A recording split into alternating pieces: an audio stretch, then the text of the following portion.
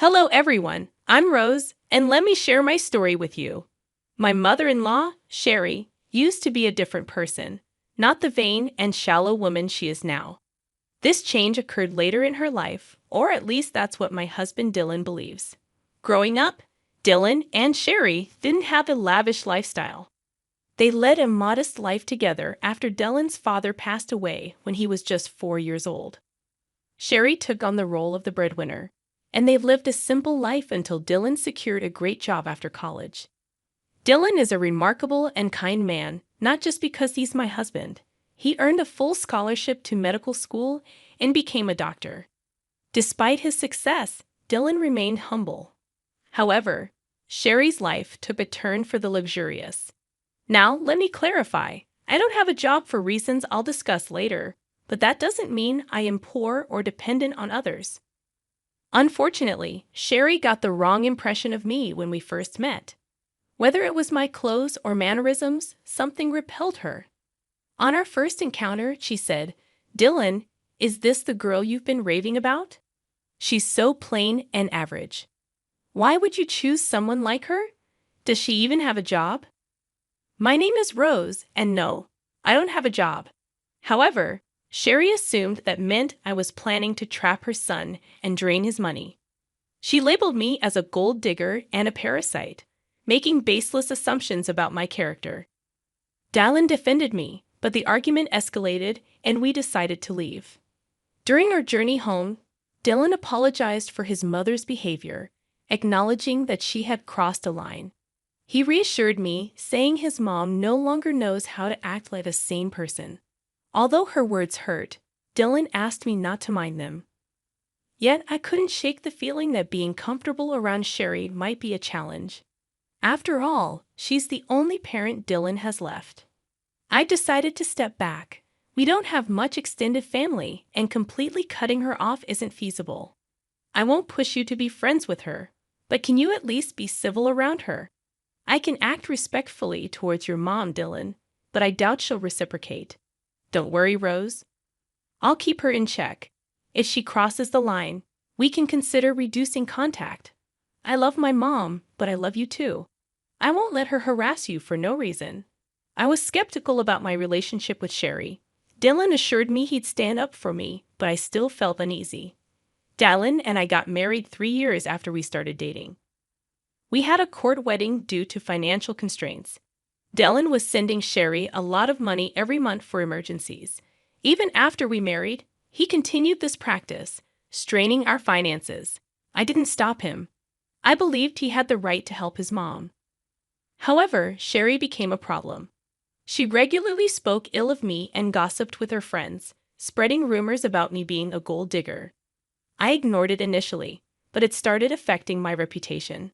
Despite Dylan's efforts, Sherry never treated me kindly. She believed I wasn't good enough for her son. Surprisingly, one day, Dylan told me that his mom wanted to invite me to a small party she was hosting. I was skeptical since she disliked me. Dylan assured me that she promised to improve and wanted me there. It seemed odd considering her recent financial struggles, but Dylan believed she managed somehow. I agreed to go, despite my concerns about her behavior. Dylan hoped his mom was making an effort, so I decided to keep an open mind. I truly wanted us to mend our relationship and become friends. I had serious doubts that Sherry would ever consider being friends with me, despite my willingness to be civil and make an effort for Dylan's sake. It seemed that Sherry had little regard for his happiness. Despite my skepticism, I decided to attend the party, eagerly waiting for Sherry to provide details. Sherry texted me the next day, and I assumed she was extending the invitation. However, her message took an unexpected turn. She started by mentioning the party at a 5-star hotel everyone had been raving about, promising her friends a great time. This excited her, and she planned to take 15 people. Curious, I asked if I was invited, given Dylan's assurance. To my surprise, Sherry responded with arrogance and disdain. She made it clear that I was not invited, emphasizing the exclusivity of the event due to her wealth, family status, and the supposed classiness of her friends. I was taken aback and confused, as Dylan had genuinely believed Sherry was extending an invitation. I expressed my assumption, only to be met with Sherry's condescending remarks, stating that I wouldn't understand the intricacies of planning such an event. I decided to maintain my dignity, acknowledging her message and clarifying that I wouldn't attend if I wasn't wanted. Sherry reiterated her stance, emphasizing her class and status, while I resisted the urge to respond with anger. Disappointed and hurt, I chose not to share this with Dylan. Instead, I patiently waited for the day of the party. Sherry, oblivious to the emotional impact of her actions, sent me a picture showcasing her and her friends in designer outfits, flaunting their status on social media. I refrained from responding, choosing to focus on my work and patiently await the unfolding of events. After about 3 hours, I received a call from my dad, and here's a confession for you all. My dad owns the hotel where Sherry was hosting her party. Sherry had no clue about this. 3 years ago, I inherited a substantial amount from my grandfather, which I invested in my dad's business. Now, I receive a share of the profits from the hotel and other family-owned businesses. Despite coming from a well-off family, I prefer not to broadcast it, and that's why Sherry was unaware of my background. She also had no idea about the high cost of the 5-star hotel and its restaurant. Sherry let her friends order without checking the menu or prices, resulting in a hefty $2,000 bill. This turn of events was the perfect opportunity for revenge. My dad called me to inform me that Sherry was at the hotel, having amassed a $2,000 bill. She was now asking for a 50% discount, claiming she was short on cash. My dad sought my advice, as Sherry's party had been rude and entitled, upsetting the staff. As expected, I shared my frustration with my dad, recounting how Sherry had boasted about the party to mock me for not being invited. The irony was not lost on me, given that she couldn't even afford the party she was flaunting. My dad expressed his understanding of the situation and shared the challenges faced by his staff due to Sherry's behavior. I saw an opportunity for revenge and suggested making Sherry and her team wash the dishes, clean the entire kitchen and the floor, given their insulting behavior. I wanted to extend this revenge to include Sherry's team, who had also mistreated our staff. If Sherry tried anything foolish, my dad could call the cops on her. My dad laughed at the suggestion, giving it a big thumbs up. He even offered to share pictures of the event. It seemed like the perfect chance to turn the tables and teach Sherry a lesson about humility and respect. When it happened, I would have relished seeing Sherry face the consequences of her actions. My dad promised to follow my suggestion and hung up. An hour or so later, he sent me pictures of Sherry and her friends washing dishes and wiping the floor at our restaurants. Dad also shared that when Sherry saw him as the restaurant owner, she looked relieved. She began telling him that she knew the owner and they would get out of the situation. To her surprise, Dad instructed her to clean his restaurants. She was dumbstruck for a while, and when she started to protest, Dad reminded her that since she didn't consider me family, he didn't consider her family either. It was a hilarious turn of events, and though I wished I was there, I did get some good pictures. After a while, Dylan came home looking visibly upset. I could tell he had heard from Sherry about what happened, and I knew she must have given him a twisted account of the events. He approached me, questioning what he heard about my dad making his mom clean the restaurant dishes. I explained to Dylan that it was the usual norm for us in such situations. Sherry had gone to our restaurant, racked up a $2,000 bill, claimed she didn't have more than $1,000, harassed our staff, and her party had been a nightmare. I believe this punishment was fitting. Dylan seemed surprised and questioned who Sherry had taken with her and what they ordered. I informed him that she took 15 people, and they ordered a lot, especially the fancy items. He expressed disbelief, as Sherry had told him she was taking only 4 people and had invited me, but I declined. I clarified that things didn't happen that way, and I showed him the text messages from Sherry. Dylan requested the bills and asked me to show him the texts, wanting to understand the situation better. I showed Dylan all the texts, and my dad sent him the bills. I also presented some pictures to illustrate the scale of Sherry's party. Dylan grew extremely mad when he saw everything. He called Sherry, asking her what was wrong and why she hadn't told him the full story. Sherry claimed she only mentioned being short of cash, and I must have given him a different story to sabotage her. Dylan confronted her, pointing out that she declined my invitation and insulted me by saying I wasn't classy enough for her. Sherry tried to brush it off as a harmless joke, but Dylan wasn't buying it. He questioned her spending thousands of dollars taken from him on friends while insulting his wife. He called her out for her actions, stating that spending $2,000 on food and drink wasn't a small matter. Sherry was left trying to justify her actions, while Dylan expressed his disbelief at her behavior. I made a mistake by giving you money whenever you shared stories about needing it, Mom. Well, guess what? I'm not giving you any money again. But Dylan, you've been so supportive for so long. You can't just stop now. It was a one-time mistake. Dylan, why are you overreacting? No, Mom, I am not overreacting. This is not a one-time mistake. If you can't even consider my wife as family, I don't want anything to do with you. I always thought you would change your mind, but you never did. I'm not paying you to insult my wife and call her classless while she sacrifices a lot to support you. This ends now.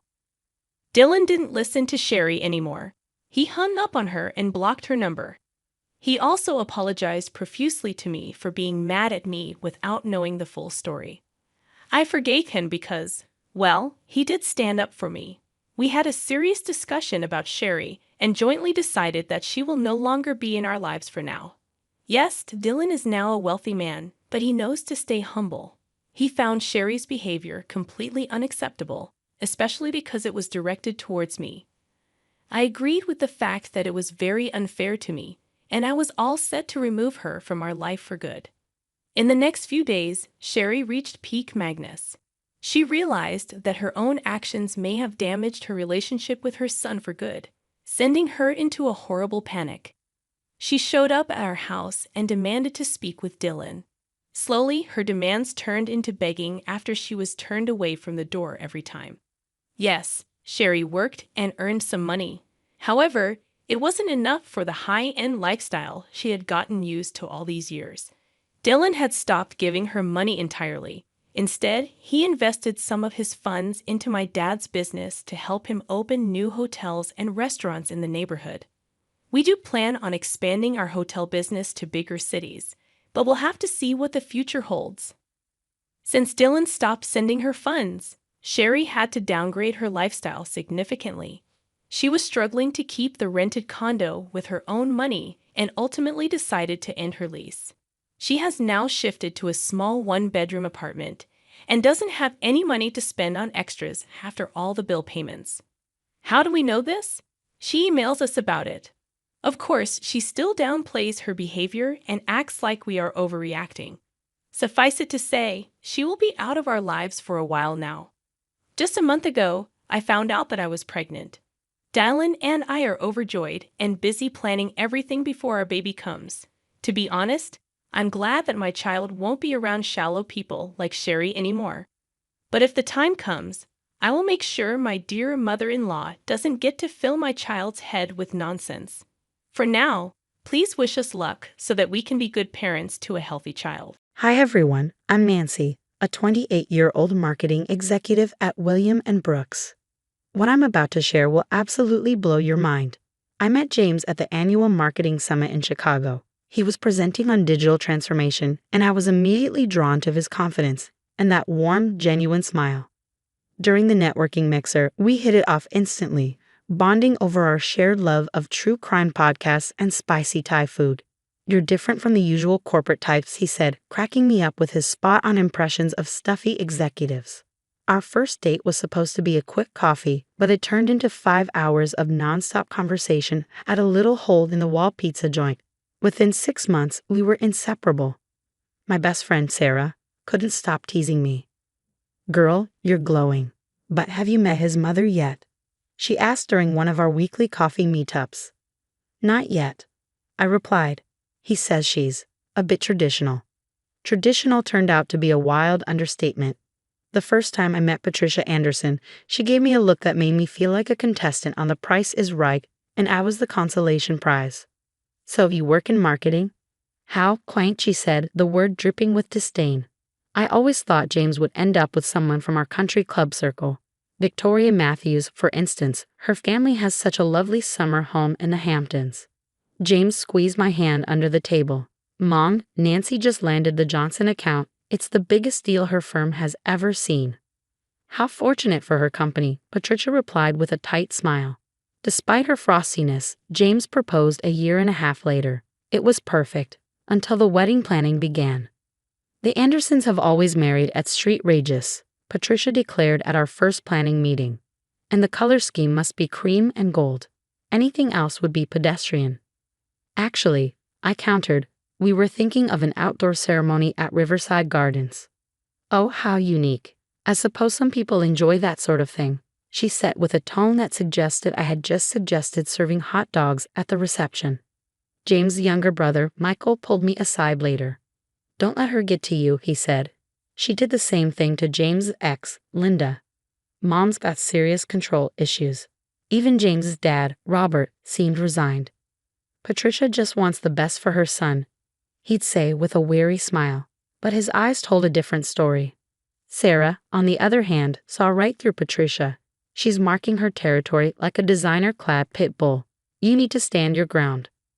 I tried to keep the peace, but Patricia's suggestions quickly escalated into demands. She started showing up at our apartment unannounced, always with catalogs and vendor contacts in tow. "I'm just trying to help, dear," she'd say. "After all, you're not exactly familiar with our social circle's expectations." The first major red flag came with an invitation to one of her tea parties, which she called a formal welcome to their social circle. I should have known better.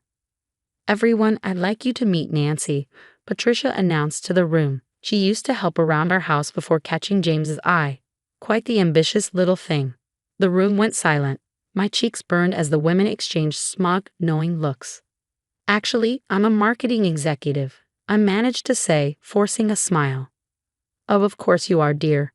Social mobility is so inspiring," she replied with a saccharine grin. I left the party in tears and called Sarah immediately.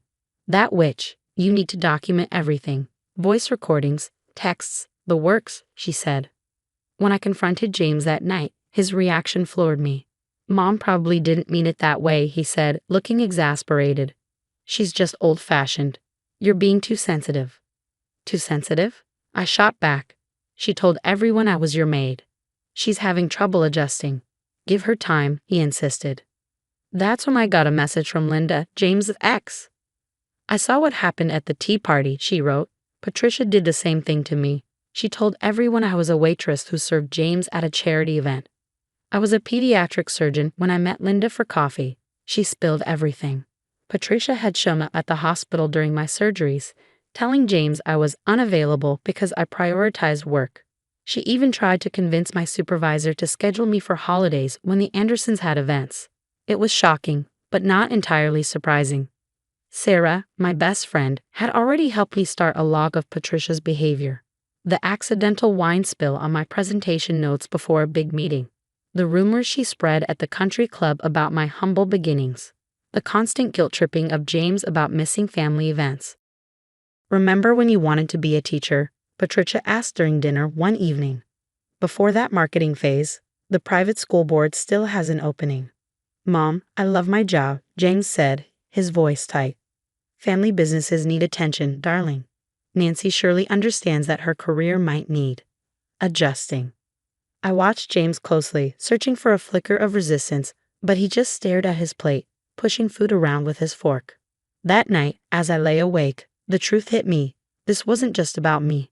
Patricia had a pattern, and I was merely her latest target. But unlike Linda, I wasn't going to disappear quietly. I needed evidence, allies, and a plan. Little did Patricia know, her perfect tea party had set the stage for her biggest mistake. The isolation started subtly. Our couple friends began canceling plans. My calls went unanswered. At a charity gala, I overheard whispers. "She's just after the Anderson fortune." Patricia said she caught her snooping through Robert's office for financial documents. I confronted James that night. Your mother is destroying my reputation, I said. Why would Mom lie? Maybe you're just not making enough effort with her friends, he replied. Then came the emergencies, my birthday dinner. James rushed out because Patricia had fallen. My big presentation. She had chest pains. Every time, she miraculously recovered as soon as James arrived. The final straw came when my boss called me in. Nancy, someone has offered to invest heavily in our firm, on a condition we let you go. They've raised concerns about your professional conduct. Was it Patricia Anderson? I asked, my voice shaking. His silence was answer enough. That afternoon, I ran into Emma, one of Patricia's closest friends, at the coffee shop. She looked troubled. I overheard Patricia on the phone. She said, she's planning something about you and that new intern at your office. She mentioned photos. And James. My blood ran cold. The next evening, Patricia invited us to dinner. As we arrived, the young intern from my office was just leaving, looking confused. Oh, Thomas, thank you for dropping off those contracts, Patricia said sweetly. What contracts? James asked. The ones Nancy asked him to bring. They've been working very closely lately. That's a lie, I snapped. I've barely spoken to him. Then explain these, Patricia said, pulling out photos of Thomas and me at lunch. A concerned friend took these. You seem cozy. It was a team lunch, I said, my voice shaking. The entire marketing department was there. Those photos are cropped. Emma's voice rang out from the doorway. I watched Patricia plan this whole thing, she said, holding up her phone. Here's a recording of her instructing the photographer. Make sure you only get shots of Nancy with a young man. Nothing else. James's face went pale. Mom, he stammered. I was protecting you. Patricia cried. She's not good enough for this family. Michael stepped into the room, his expression grim. Like you protected James from Linda and Amanda before her, he said. Should I tell him about Dad's secretary who quit because of your rumors too? Michael. Patricia hissed, her composure cracking. No, Mom. James needs to know. Every relationship, every friendship that didn't fit your plan, you destroyed them all. James turned to me, his face stricken. Nancy, I'm so sorry. I should have. Should have what? I interrupted. Believed me? Protected me? I did everything to make this work. I tolerated the insults, the lies, the manipulation. But I won't let you destroy my career or my dignity. I pulled out my phone and showed James the texts, recordings, and witness statements I collected. I'm done, I said, my voice steady. I deserve better than this. I walked out of Patricia's perfectly decorated dining room, ignoring her protests and James's calls. Sarah was waiting in her car outside. You were right, I told her, throwing my overnight bag into the back seat. I need to choose myself. As we drove away, I saw James standing in the driveway, looking lost. But for the first time in months, I felt found. Life got exponentially better after I moved into my own apartment. 6 months of peace and focusing on myself felt like oxygen after drowning. The board unanimously voted to promote you to VP of Marketing. My boss announced one day, your handling of the Miller campaign was exceptional. You've brought in more revenue this quarter than any VP before you. Meanwhile, Patricia's carefully constructed world began to crumble.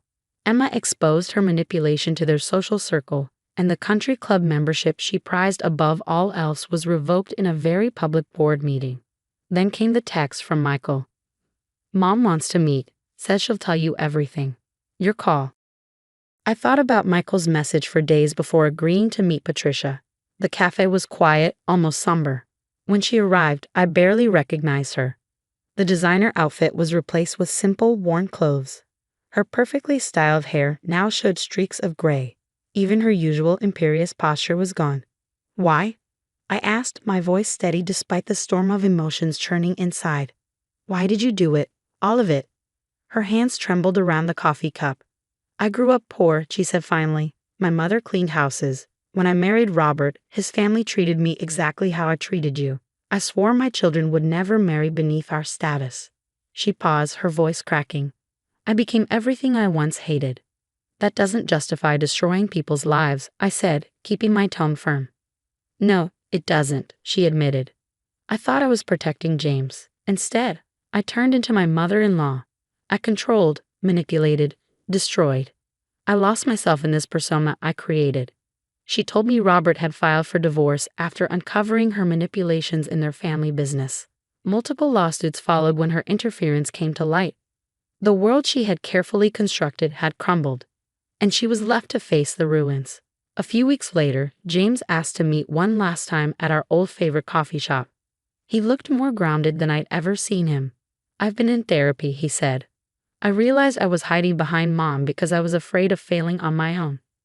Letting her control everything meant never having to take responsibility. And now?" I asked. "Now I know I lost something real because I was afraid of being real myself," he said, his voice heavy with regret. "I'm sorry I wasn't strong enough to stand up for you." Linda called shortly after. "Fate finally caught up with Patricia," she said, almost gleeful. "How does it feel?" I asked her. "Honestly, I don't think about her anymore," she replied. And she was right. While Patricia faced the fallout, divorced, sued, and banned from the social circles she once dominated, I was thriving. My team won a national marketing award. I began teaching at the local university. Most importantly, I was free. Yesterday, Patricia sent me one last letter. "I know it's too late for forgiveness, but I want you to know you were always better than me, not because of status or money, but because you never let anyone dim your light. I dimmed mine so long ago I forgot it even existed." I didn't respond.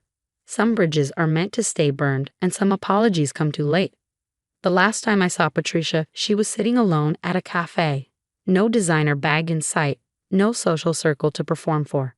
Our eyes met briefly. I smiled, raised my coffee cup in a small salute, and walked away. My life was waiting, and it was beautiful, not because I'd won, but because I had refused to lose myself. Hey, everyone. I'm Christina William. How this one ends, you'll never guess. "You've always been my rock, Kay," my brother Nathan said, pulling me into a tight hug after sharing the big news of his engagement. We were sitting in our favorite coffee shop, the one that had been our refuge during the stormy days of our parents' divorce. The familiar scent of espresso filled the air, mingling with memories of late-night talks and unspoken promises. "I can't wait to meet her. You've been so secretive about Victoria these past few months," I teased, taking a sip of my caramel latte. As a wedding planner at elite events, I'd seen countless love stories unfold, but nothing compared to witnessing my big brother this happy. "She's amazing, Christina. A corporate lawyer, sharp as a tack, and she even gets my weird sense of humor."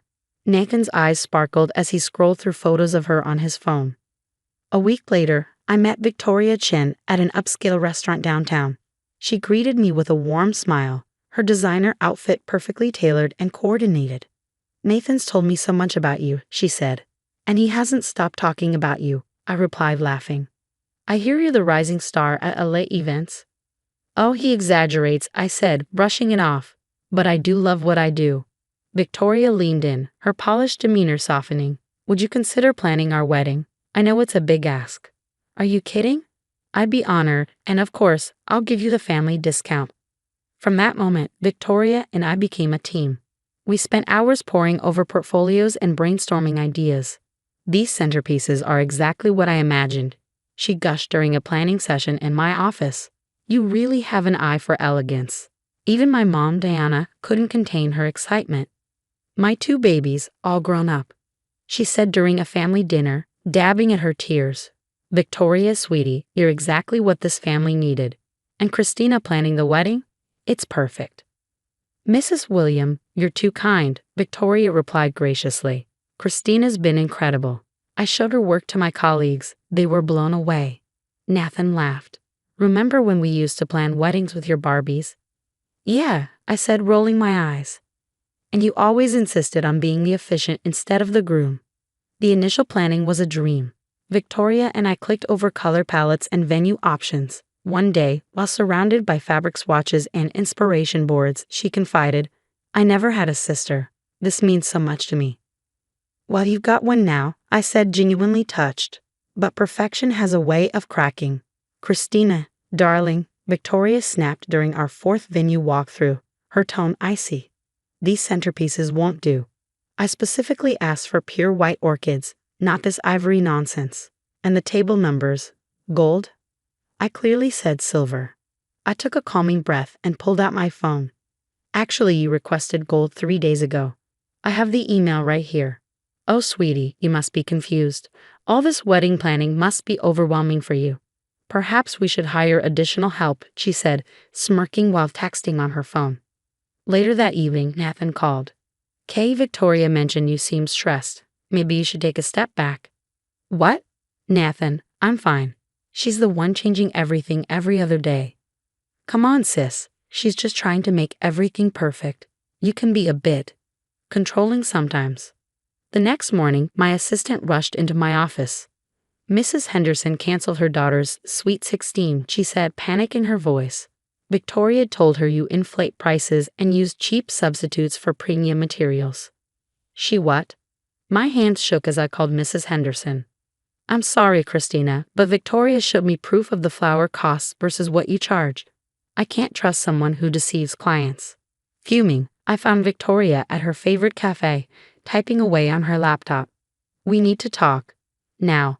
About what, sweetie? She replied, her saccharine smile making my stomach churn. Stop sabotaging my business, I demanded, my voice steady despite the fury rising within me. The accusations you made to Mrs. Henderson. Lies. I simply shared my experience as your client, Victoria said smoothly, not looking up. It's not my fault if others find that information valuable. You're trying to ruin everything I've built. Don't be dramatic, Christina. Nathan always said you had a flair for exaggeration. Leave my brother out of this. Your brother? Victoria's voice dripped with mock sweetness. Honey, he's my fiancé. Maybe you're the one who needs to step back. That afternoon, during the final venue walkthrough, Victoria's voice suddenly pierced the calm. My ring. Where's my engagement ring? I just had it. Panic swept through the room as we all started looking around. Then she turned to me, her face contorted with fury. You, she hissed, pointing an accusing finger. You've been jealous since day one. First my wedding, then my clients, and now my ring. Are you insane? Why would I? Security, check her bag. Victoria screamed, drawing the attention of everyone nearby. 2 security guards approached, exchanging uneasy glances. One cleared his throat. Ma'am, we need to check your belongings. This is ridiculous, I protested as they searched my purse. But when they opened a seldom-used side pocket, there it was, Victoria's $25,000 engagement ring. I knew it. Victoria's eyes gleamed with triumph. Call the police. I didn't put that there. My voice shook with disbelief. Victoria, you're setting me up. Nathan arrived just as the police were snapping handcuffs around my wrists. Christina, how could you? He asked, his voice a mix of anger and disappointment. Nathan, please, you know me. I would never. Save it for the judge, Victoria interrupted, clinging to Nathan's arm. I trusted you like a sister. As they led me out of the venue, I caught a glimpse of Victoria's reflection in the glass doors. For a brief moment, her devastated expression slipped, revealing a satisfied smirk that sent a chill down my spine. The next morning, I shuffled into my mom's house, still wearing the same clothes from the jail. She's been released on bail. I overheard her telling someone on the phone. No, I don't believe Christina would ever. She paused, noticing me. I need to call you back. Victoria's sugary voice played from a news clip on my laptop. She must have felt guilty and returned the ring while I was sleeping, she said, feigning heartbreak. It's sad, really. I only wanted her to be part of our special day. My phone buzzed with another cancellation email, the 12th in 2 days. My lawyer's warning rang in my ears. Your arrest record could affect your event planning license. Something wasn't adding up. The venue's security footage had mysteriously disappeared. As I scrolled through social media, reading comment after comment labeling me a jealous thief, a message popped up from an unknown number. Saw your story. Same thing happened to me. Coffee. The next day, I met Rachel Martinez at a quiet diner. I was a wedding planner in Boston 3 years ago, she began. Victoria Chen was my client too. She accused me of stealing family heirlooms during a venue visit. They'd magically reappeared later, but my business was already ruined. Wait, Boston. She told everyone she was from Los Angeles. Rachel smirked. Girl, keep digging. You'll find Sarah in Chicago and Melissa in Seattle. All wedding planners, all accused of theft by Victoria Chen. Over the next week, I made call after call. Yeah, Victoria Chen worked at Morgan and Reed here in Chicago. A paralegal whispered over the phone. Left suddenly after client money went missing. The firm kept it quiet to avoid scandal. In Seattle, a former colleague confirmed a similar story. She disappeared before the audit was complete. We heard she moved east. By the time I pieced everything together, my hands were shaking. I dialed Nathan's number, but it went straight to voicemail. Nathan, please, there's something you need to know about Victoria. Just call me back. My mom brought coffee into my home office, where papers and notes covered every surface. Honey, what's all this? Evidence, I said, motioning to the chaotic piles. Victoria's done this before. Multiple times. And there's more. A sharp knock at the door interrupted me. A man in a suit stood on the porch, flashing a badge. Miss William, I'm Agent Carter with the FBI. We've been investigating Miss Chen for wire fraud and embezzlement across state lines. We'd like to ask you some questions. Tears welled in my eyes. Finally, someone was listening. And Miss William, Agent Carter added, don't leave town. This is about to get very interesting. The next morning, my lawyer called.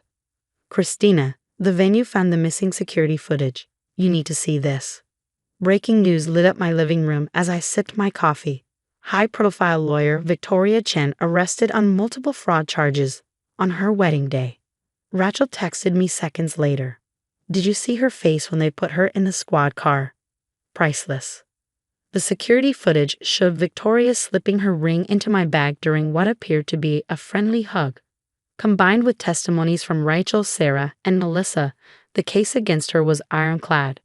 Nathan called me for the first time in weeks. His voice cracked. I found transfer documents. She was planning to clean out my accounts right after the wedding. I'm so sorry I didn't believe you. You were in love, I said softly. She fooled everyone. But you're my sister, Nathan said, his voice thick with regret. I should have known better. The class action lawsuit made headlines. Multiple wedding planners unite against serial fraudster. Victoria's former law firms came forward, each revealing missing client funds matching her employment dates. Your Honor, my client pleads not guilty, Victoria's lawyer announced in court. Save it, Victoria snapped, her designer wardrobe replaced by an orange jumpsuit. I'll take the deal. My phone wouldn't stop ringing with new client requests. Mrs. Anderson is hosting the governor's fundraiser, my assistant beamed. She specifically requested you after hearing your story. Outside my office, a reporter caught up with me. Christina William, how does it feel to be nominated for Event Planner of the Year? The award ceremony was packed. Nathan sat beside me, both of us healing, both of us stronger. The nominees have all demonstrated excellence in their field, the presenter began. But one nominee showed extraordinary resilience in the face of adversity. This year's Event Planner of the Year award goes to Christina William. As I walked to the podium, I caught a glimpse of the evening news playing on a lobby TV. Victoria Chen accepts plea deal minus 15 years for multiple fraud charges. This award isn't just mine, I said into the microphone. It belongs to every person who's been falsely accused, who lost everything but kept fighting for the truth. Sometimes the worst moments in our lives lead us to our greatest victories. Later that night, I found a note from Nathan on my desk. Thank you for never giving up, not just on clearing your name, but on me too. Love, your big brother. My phone buzzed with a news alert. Victoria Chen's cellmate reports she's already trying to run scams from prison. I couldn't help but laugh. Some people never change, but their power over us does. Ready for the governor's event? My assistant asked the next morning. More than ready, I said, smiling as I picked up my Event Planner of the Year award from my desk. Sometimes karma just needs a little help from the FBI. Have you ever ignored glaring red flags because you wanted to believe the best in someone, like Nathan did with Victoria? If you were in my shoes, would you have confronted her earlier or quietly gathered evidence as I did? Drop your thoughts in the comments. I'd love to hear your own experiences with manipulative people who tried to destroy your reputation. How did you handle it?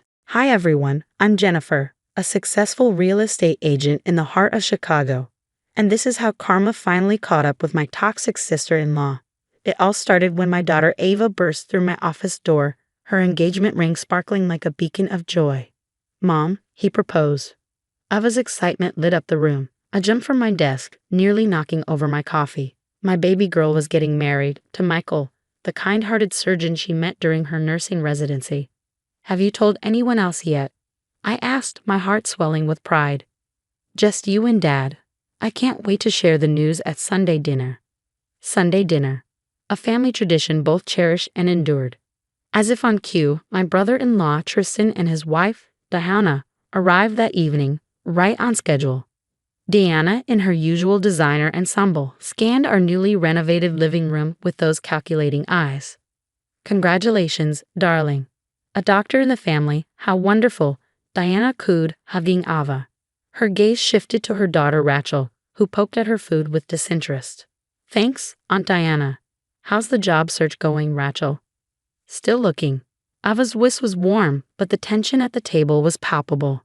Rachel muttered, not everyone lands a perfect job right out of school. Diana's smile tightened. Oh, speaking of perfect, remember when Ava won that national nursing scholarship? Rachel applied for that too. I caught my husband's eye and quickly steered the conversation. Diana, you're so talented at organizing events. Would you help with the wedding preparations? Of course I'd love to. Remember Rachel's Sweet 16? Everyone said it was the event of the year. I remembered. Diana had deliberately scheduled it the same weekend as Ava's dance recital, forcing the family to choose between them. We're thinking next spring, Ava beamed. Spring weddings are so common. Winter is much more sophisticated. Diana interjected, throwing a glance at Rachel. Rachel always dreamed of a winter wedding, right, honey? Rachel stabbed her chicken. Mom, please. Later that evening, my phone buzzed. Diana's name flashed on the screen. I answered, but all I heard was her voice, unfiltered and malicious. Listen, Rachel, we need to act fast. That little princess Ava thinks she can just waltz down the aisle with Michael. Don't worry, Mommy will make sure this wedding never happens. I've got connections at the country club. My blood ran cold. Diana had pocket-dialed me by mistake, and I had heard every vile word. She had no idea she'd been caught. The next day, she arrived at my house with wedding magazines and a fake smile, oblivious to what I knew. These venues look lovely, I said, watching her scroll through options. You're such a help, Diana. That's what family is for, she replied, her smile saccharine and smug. But she didn't know I had recorded every word of her accidental call. She had started a war she couldn't win. That night, I couldn't sleep. My maternal instincts screamed at me to protect Ava. So I did what any mother would do. I started digging. Michael's quite the catch, isn't he? Diana's voice crackled through the recording. We just need the right girl to play his ex. Someone convincing enough to make Ava doubt everything. Rachel's bitter voice chimed in. Mom, I was in his med school class. I know exactly the type he likes. I took notes. My real estate networking skills kicked into high gear. A call to my friend at the country club revealed Diana's gambling habit. Another to the event planning committee exposed her history of sabotaging family weddings by double booking vendors. Did you hear about Diana's Christmas party fiasco? Margaret, a friend, whispered over coffee. She lost $50,000 at the casino that weekend. Tristan has no idea. I casually brought up Michael at lunch with Tristan's secretary. Oh, Dr. Hamilton, she said, leaning in conspiratorially. Rachel used to follow him around like a lost puppy in med school. It was uncomfortable for everyone. He even had to switch study groups to get away from her. The puzzle pieces were falling into place, but I needed more. So I hired a private investigator, one of the perks of having a healthy savings account, something Diana couldn't dream of with her gambling debts. A week later, the photos arrived. Diana meeting a young woman at a cafe, discreetly passing her an envelope of cash. As I examined the pictures, my phone buzzed again. Another pocket dial from Diana. This time, I was ready. I hit record. The vendors are lined up perfectly. Diana's smug voice echoed.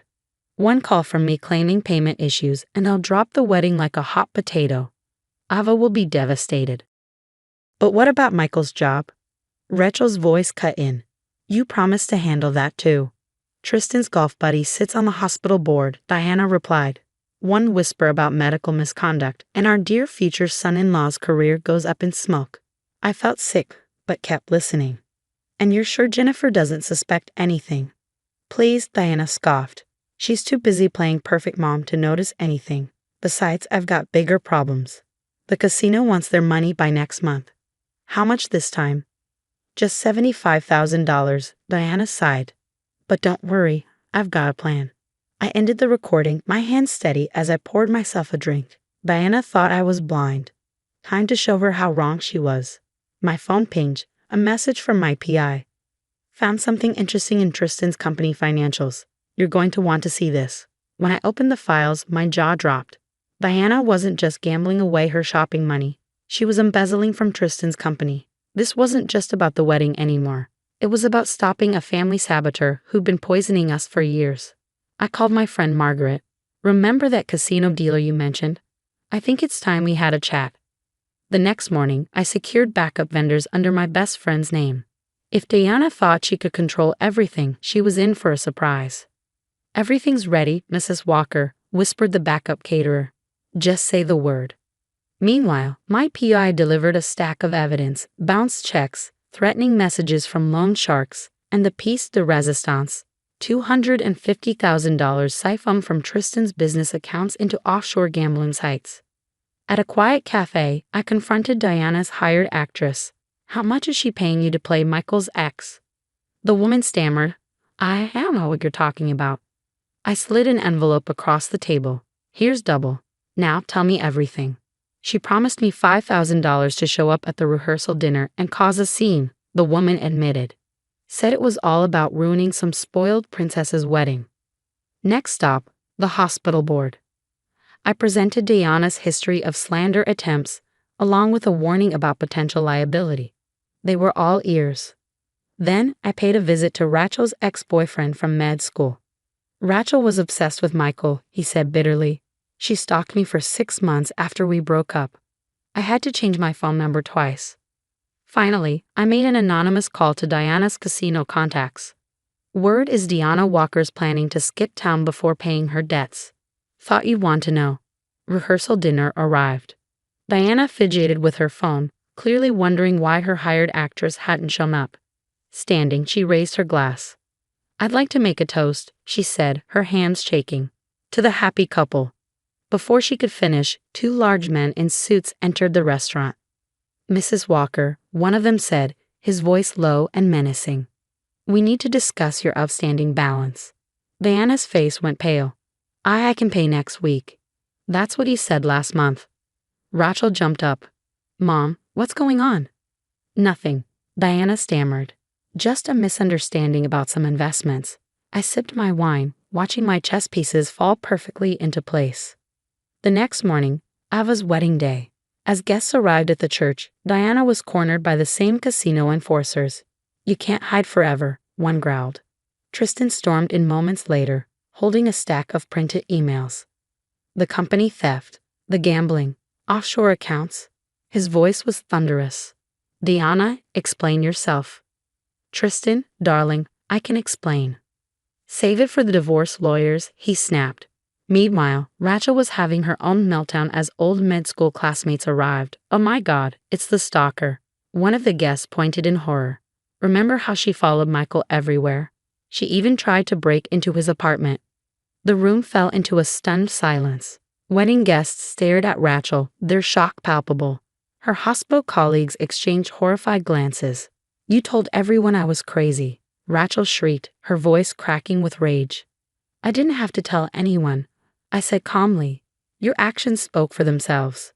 Diana grabbed her purse, ready to bolt, but the casino men blocked her path. Actually, your accounts are frozen, Tristan announced, his voice cold and final. There's a corporate fraud investigation. I smoothed the front of my mother of the bride dress, surveying the chaos with a sense of satisfaction. Then I addressed the room. Now we have a wedding to celebrate. If anyone isn't here for the ceremony, feel free to leave. Ava and Michael's wedding proceeded flawlessly. Ava was radiant, blissfully unaware of the morning's drama. Diana and Rachel stood at the back, their reputations crumbling with every vow exchanged. 2 months later, Tristan's divorce from Diana was finalized. She lost everything. Last I heard, she was working double shifts at a diner to pay off her gambling debts. Rachel. She transferred to a small clinic after her obsessive past became public knowledge, her dream of a prestigious hospital career shattered. One morning, Ava called. Mom, did you know anything about Aunt Diana's plans to ruin my wedding? Sweetheart, I replied, some people create their own downfall. We just have to stay above it. 2 years later, a gold embossed envelope arrived in the mail. Tristan was remarrying a lovely accountant who specialized in fraud detection. Ironically, the engagement party was at the same diner where Diana now worked. More coffee, Jennifer? Diana asked, her designer bags replaced by dark circles under her eyes. No, thank you, Diana. I think you've served me enough, I replied with a smile. Rachel now works in obscurity, her ambitions buried beneath her obsession. Sometimes karma doesn't need a grand gesture, just a subtle nudge. Ava and Michael are expecting their first child. As for me, I'm still selling houses, attending charity galas, and being the perfect wife and mother. No one ever suspected sweet, simple Jennifer had orchestrated Diana's downfall. The moral? Never mistake kindness for weakness, and never ever try to hurt my family. What would you have done? If you discovered someone toxic was actively sabotaging your child's future, would you expose them immediately? Or play the long game, letting them destroy themselves? Share your thoughts in the comments below. I'd love to hear from parents who've had to protect their children from toxic family members. And remember, sometimes the quietest revenge is the most effective. Every like and subscribe helps bring stories of karma and justice to others facing similar situations. See you in the next tale of sweet, sweet revenge. Hello, everyone. I'm Susan, a painter and the director of New Horizons, a refugee charity organization based in downtown Chicago. Today, I want to share a story about how jealousy within my own family led to betrayal and ultimately their downfall. The paintings looked breathtaking. My studio was bathed in the warm afternoon light, illuminating the vibrant canvases propped against the walls. You've really outdone yourself this time, William said, wrapping his arms around my waist. His voice was soft but filled with pride. My fiancé had always been my biggest supporter, especially since I started combining my art with my charity work. Thanks, babe, I replied, leaning into him. I'm hoping these pieces will bring in good money at next month's fundraiser. The refuge housing project needs all the help it can get. Speaking of the fundraiser, he began, his tone more serious. Your Aunt Lisa called earlier. She wants to know if she can handle the art auction section. I smiled at the mention of Aunt Lisa. After my mother passed away when I was 12, Lisa had stepped in as a mother figure. That would be great. She's always been so supportive of my work. Before William could respond, the door to my studio swung open. Hey there, superstar, my cousin Nancy's voice rang out, cutting through the calm. As usual, she walked in uninvited, her heels clicking on the hardwood floor. She gave the room a once-over, her lips curling into a faint smirk. Still playing with paint while some of us have real jobs. Running a charity organization is a real job, Nancy, I replied, trying to keep my voice neutral. Her remarks had been growing sharper ever since William proposed. Oh please, she scoffed, rolling her eyes as she inspected her manicured nails. We all know Daddy's connections got you that position. Before I could respond, Diana, my best friend and a local journalist, entered with Marcus, one of our major donors. The room immediately felt lighter. Susan, the press release for the fundraiser is ready, Diana said, her enthusiasm contagious. And Marcus has some amazing news. We're doubling our donation this quarter, Marcus announced, his genuine excitement a stark contrast to Nancy's forced smile. Your work with the refugee families has been incredible. Wow, Marcus, thank you so much, I said, my heart swelling with gratitude. Out of the corner of my eye, I caught Nancy's expression darken.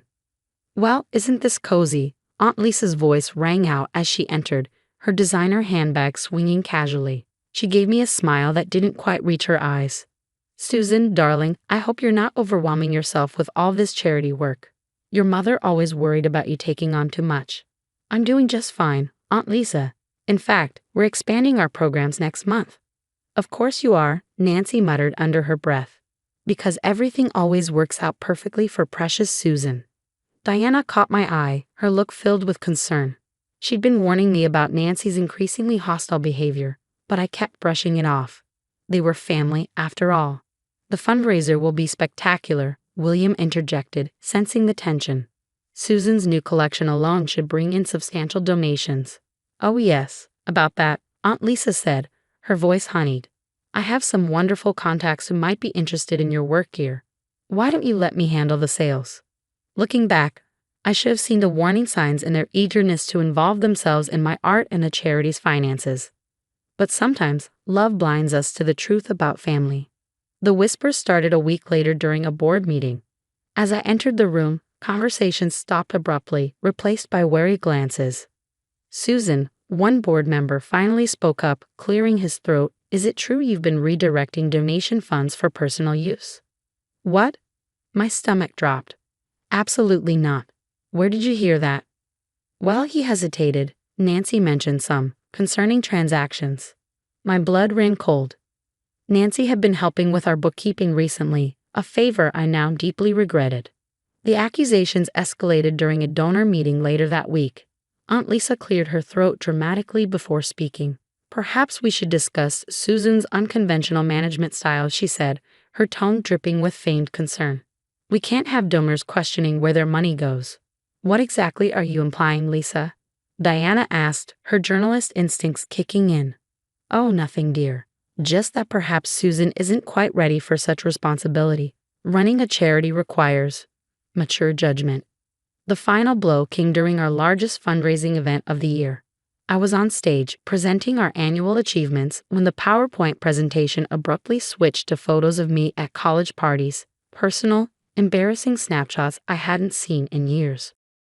I'm so sorry, everyone, Nancy gasped theatrically, rushing to the laptop. These must have gotten mixed up with the presentation files. How embarrassing for you, Susan. But Diana had seen it. She caught Nancy sabotaging the presentation earlier. I got it all on my phone, Diana whispered to me afterward. She deliberately switched the files. That evening, William came to me looking troubled. Susan, we need to talk, he began cautiously. Nancy showed me some messages. They're supposedly between you and Marcus. They're fake. I cut him off, my hands trembling. She's trying to destroy everything I've built. I know, William said, squeezing my hand reassuringly. I already spoke to Marcus. He showed me the real email threads. Nancy doctored everything. Later, as the last guest from the fundraiser left, Diana pulled me aside. I've been keeping records, she said, her tone low but firm. The rumors, the sabotage attempts, the fake evidence, all of it. Your aunt and cousin are systematically trying to ruin you. Why? I whispered, my voice breaking. Aunt Lisa practically raised me after Mom died. Diana's expression softened, but her words hit hard. Because you're everything Nancy wants to be, successful, loved, respected. And Lisa, she's always resented that you thrived despite your mother's death. She couldn't break you then, so she's trying now. I stood by my office window, the city lights blurring through my tears. The two women I trusted most, aside from my mother, had been plotting my downfall. But they didn't realize one thing. I wasn't as easy to break as they thought. I want copies of everything, I told Diana. It's time to stop playing nice. The engagement party was beautiful, a celebration of love and new beginnings. Guests mingled, showering me with compliments. For once, I felt at peace, until I heard that voice. Well, Nancy slurred, stumbling into the room with Aunt Lisa trying to steady her. If it isn't the charitable fraud and her lawyer boy toy. You weren't invited, I said coldly. Leave. Not invited to my own cousin's engagement, after everything we've done for you. Nancy's voice rose hysterically, drawing the attention of the crowd. Everyone here thinks you're so perfect, don't they, Susan? That's enough, William said, stepping forward, but Nancy was on a roll. Did you all know she's been selling fake refugee stories to get your donations? And those paintings? Please, she couldn't even afford art school without my mother's help. As the room erupted in murmurs, Marcus discreetly approached me. Susan, I need to tell you something, he said gravely. Your aunt approached me last week. She suggested we bypass regulations with donations. She wanted me to funnel money through her personal accounts. My head was spinning when Diana burst through the door, her laptop in hand. Susan, you need to see this, she said urgently. She pulled up an online art auction site. There were my paintings, dozens of them, listed under Lisa's name, including pieces that had mysteriously disappeared from my studio. You've been stealing my work, I said, turning to Lisa. Stealing is such an ugly word, dear, Lisa replied smoothly, her smile unfaltering. I was simply helping you reach a wider audience. After all, I've always been the one with the proper connections. Proper connections? Diana scoffed. You mean your black market art dealers? I got proof of every transaction. The room fell silent as Nancy, drunk and reckless, began to laugh. Oh please, she sneered. Who do you think gave her access to your studio? Little Miss Perfect Susan, always too trusting. Just like your dead mother. Something inside me snapped. Years of manipulation, gaslighting, and betrayal crystallized into perfect clarity. Get out, I said, my voice cold and unyielding. Both of you. Get out of my life. I'm done. You ungrateful little. Lisa began, but I cut her off. Ungrateful? I've spent years making excuses for your behavior, feeling obligated because you helped raise me. But now I see the truth. You never helped me, you used me. Every act of kindness was just another step in your manipulation. You'll regret this, Susan. Nancy spat, her face twisted with rage. Nobody walks away from family. You're not my family, not anymore. My real family is right here. People who support me, believe in me, and don't try to destroy me out of jealousy and greed. Security escorted them out as they screamed threats and accusations. I stood there shaking but resolute, surrounded by people who truly cared. I'm proud of you, William whispered, pulling me close. It's over now. But I knew it wasn't over. This was just the beginning of their downfall. 6 months later, my life had transformed. Diana's expose in the Chicago Tribune hit like a bombshell. Prestigious charity directors exposed in major art theft ring. Your story is getting national attention, Susan. Diana beamed, showing me her phone. The art community is outraged. Turns out Lisa wasn't just stealing your work. She was part of a larger network of art thieves. The investigation revealed Lisa had been selling stolen artwork for years, using her refined tastes and social connections as cover. My paintings were just her latest venture. The IRS is particularly interested in her unreported income, William informed me over dinner. They're estimating hundreds of thousands in unpaid taxes. She's facing serious charges. Meanwhile, Nancy's attempts to seize control of my charity had spectacularly backfired. She'd approached our board members with doctored evidence of my misconduct. Diana's meticulous documentation left no room for doubt. Nancy's credibility was obliterated when I presented the board with proof of her sabotage. You should have seen her face, Marcus said, chuckling. She actually tried to claim she was working undercover to expose corruption. How did the board react? I asked, though I already knew the answer. They were disgusted, Marcus replied, especially when they saw the doctored financial records she tried to plant. She didn't realize we implemented blockchain tracking for all donations last year. The domino effect was spectacular.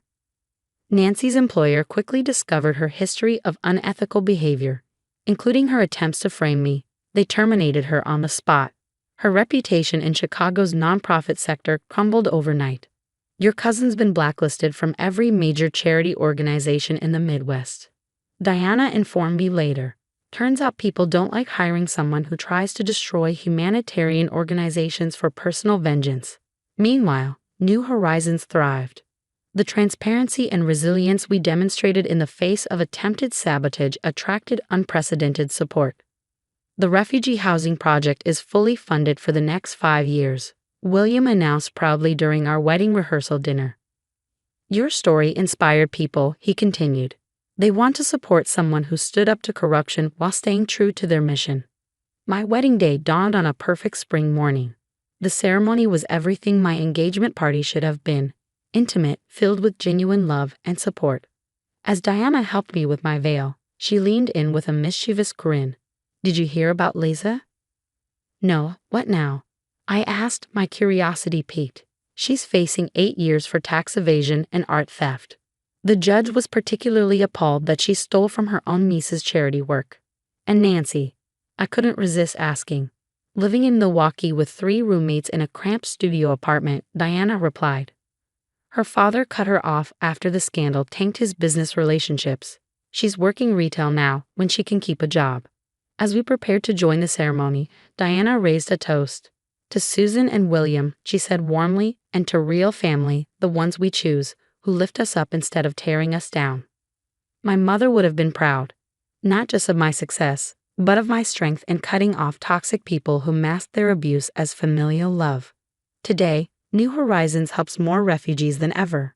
My art career is thriving, and I'm surrounded by genuine love and support. William extended his hand to me as the music began. "Ready to dance, Mrs. Parker?"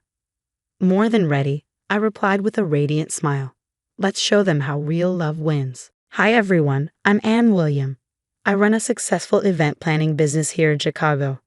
But today, I want to tell you how my toxic Aunt Nicole finally got what she deserved. Growing up, it was just me and my mom, Gloria. She worked 3 grueling jobs to put me through college. I'll never forget the nights I'd find her asleep at the kitchen table after a late shift.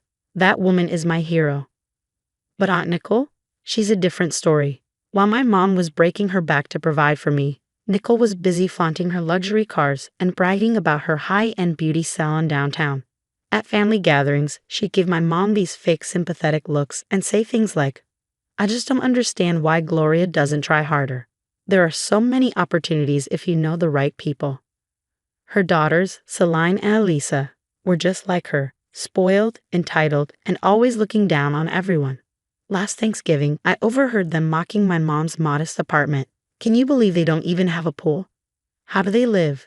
they sneered. But despite them, things were going great for me. My event planning business was booming, thanks in part to my incredible assistant, Ramon. I'd just gotten engaged to James, a brilliant corporate lawyer who saw right through my aunt's facade. "She gives me weird vibes," James said after one family dinner. He wasn't wrong. During that dinner, Nicole kept pestering Lucas, James's business partner, to use her salon for their corporate events. Lucas politely declined, saying, "Sorry, Nicole, but we already have contracts with other vendors." "But family should always come first, don't you think?" she cooed, batting her lashes. Lucas wasn't buying it. Meanwhile, my mom pulled me aside one evening. "Honey, be careful. Your aunt's been asking a lot of questions about your client list." "Why would she care about my clients?" I asked, confused. "Because that's what Nicole does," my mom said grimly. "She finds ways to use people and then tosses them aside." Ramon noticed it too. "Boss, your aunt's been calling the office, trying to get info on our high-end clients." "Block her number," I said, thinking that would solve the problem. But I had no idea it was just the beginning. Nicole had a way of turning every family gathering into her personal networking event. She cornered my friends, clients, anyone she thought could benefit her. "You must let me do your hair for the wedding," she insisted to my bridesmaids. Family discount, of course. Looking back, I should have seen the signs.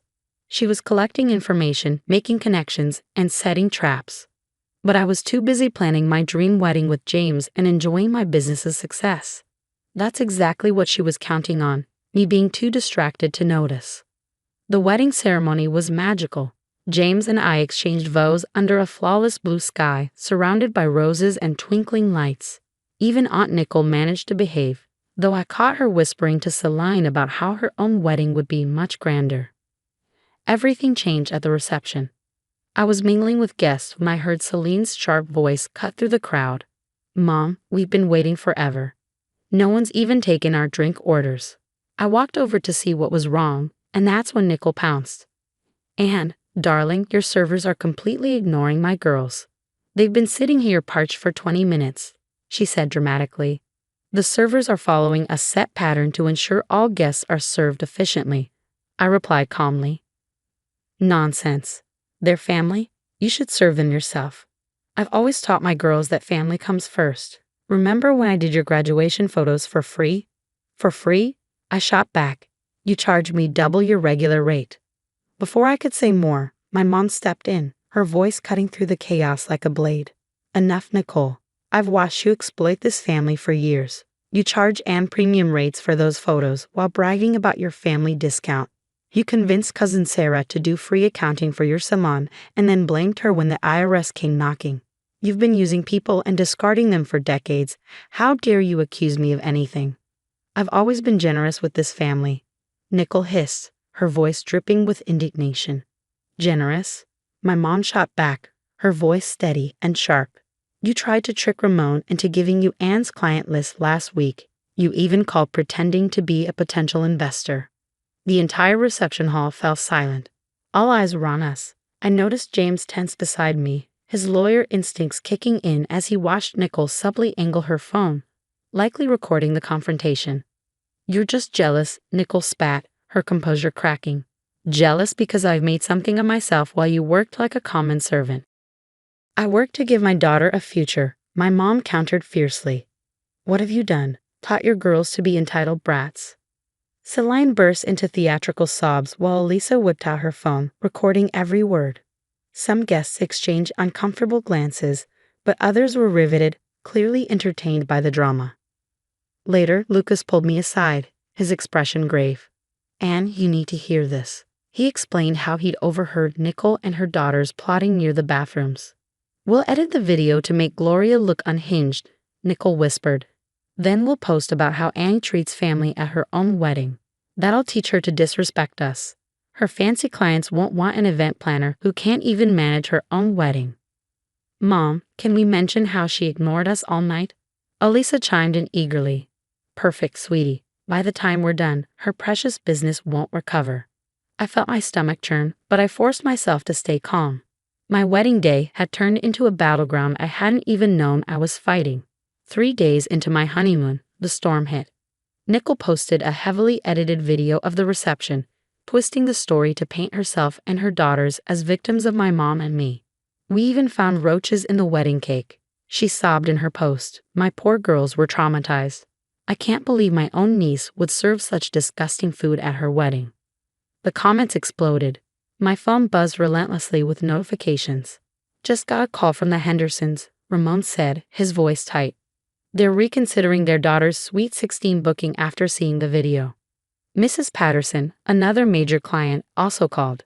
"She's worried about the country club charity gala next month," Ramon added grimly.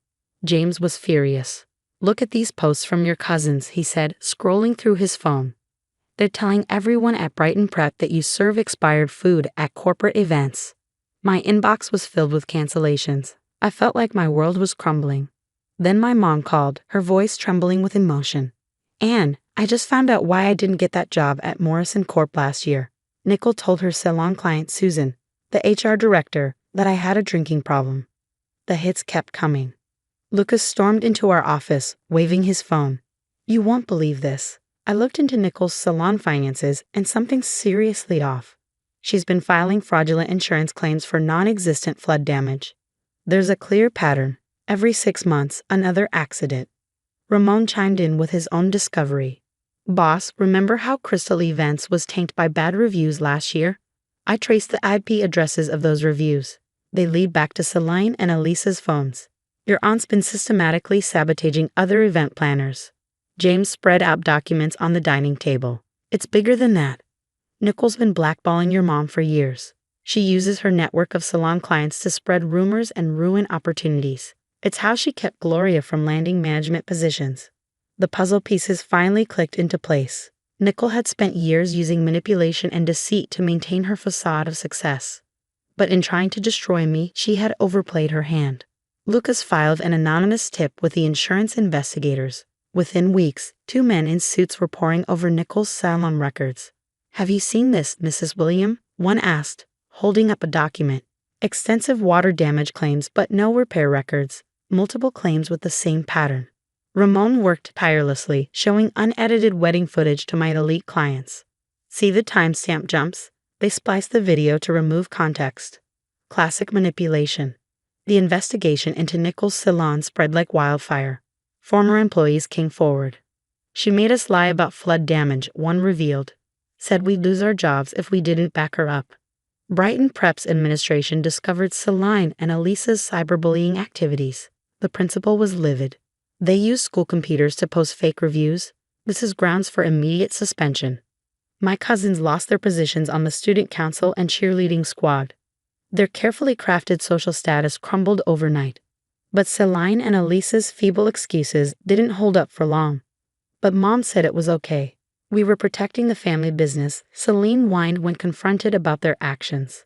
The real breakthrough came when Nicole's former victims started finding their voices. Salon competitors, ex-employees, and even family members began to share their stories. "She blacklisted my catering business because I wouldn't give her free services. She spread rumors that got me fired after I opened a competing salon.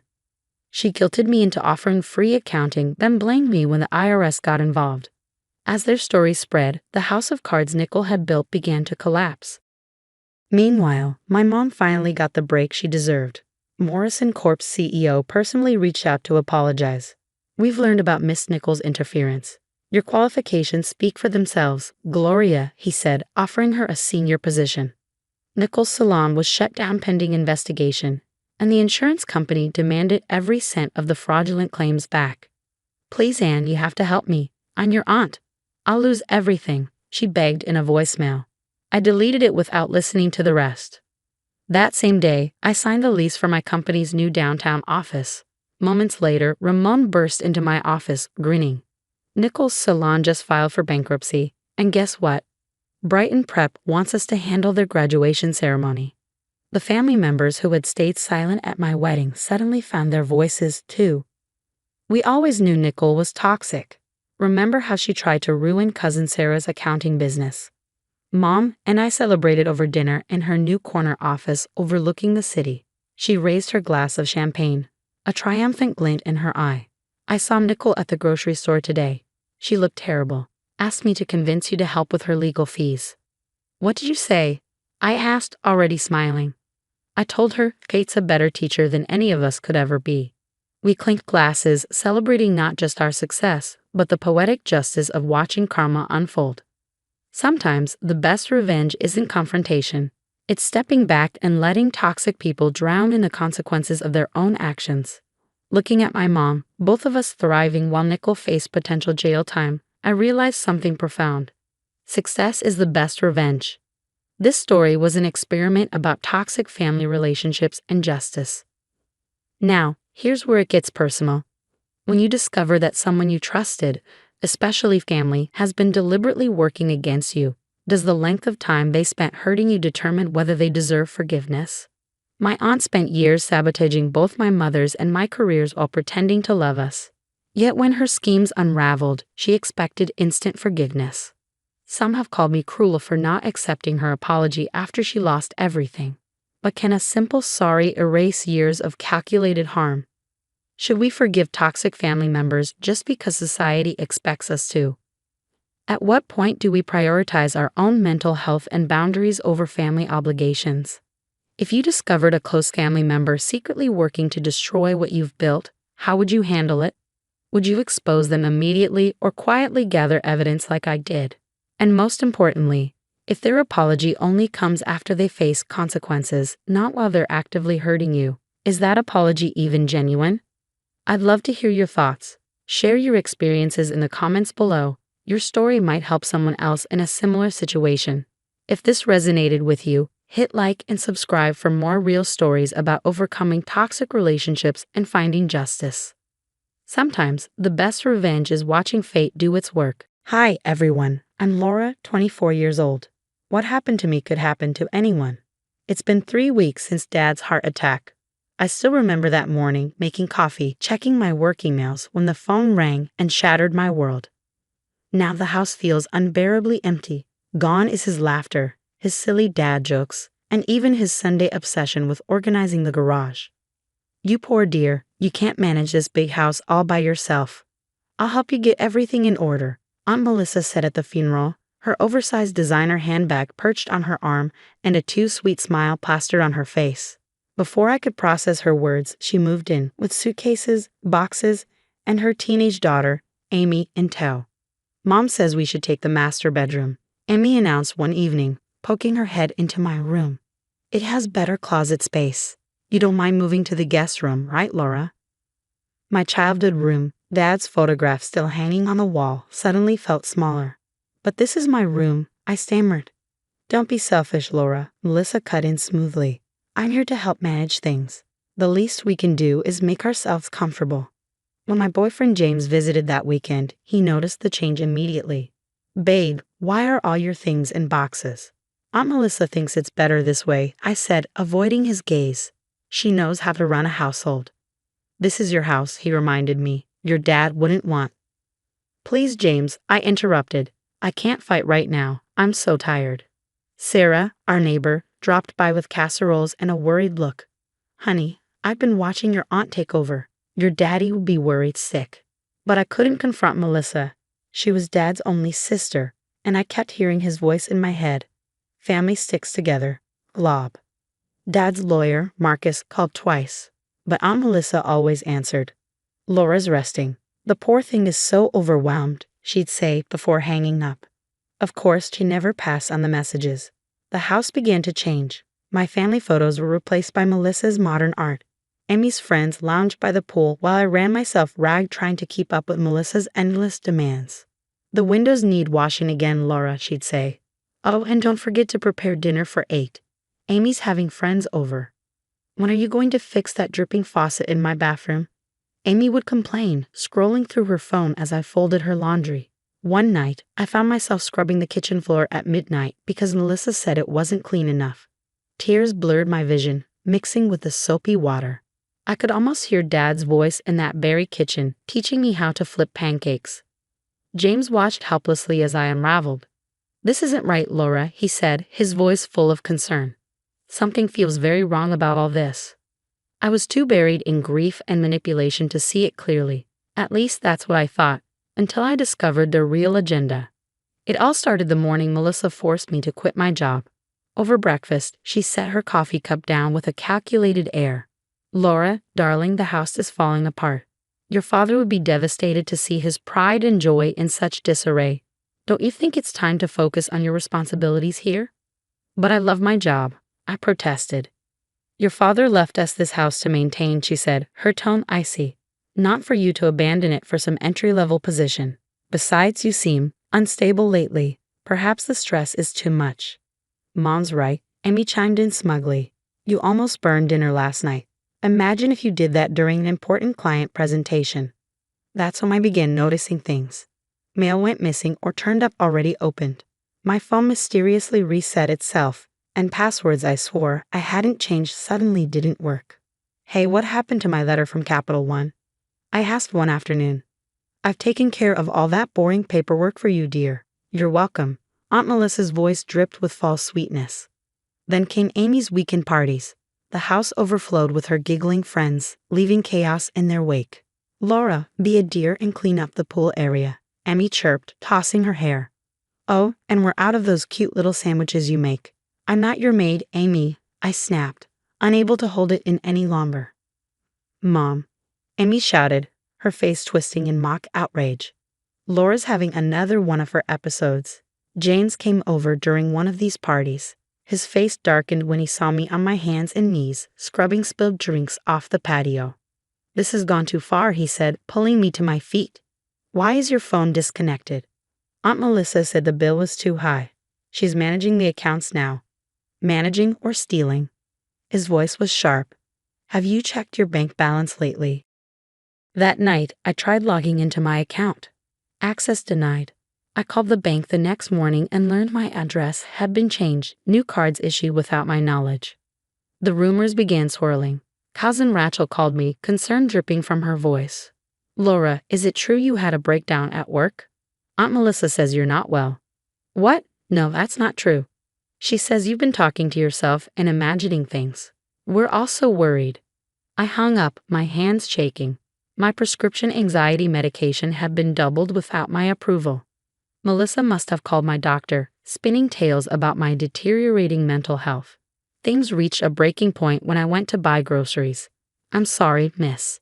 Your card's been declined," the cashier said apologetically.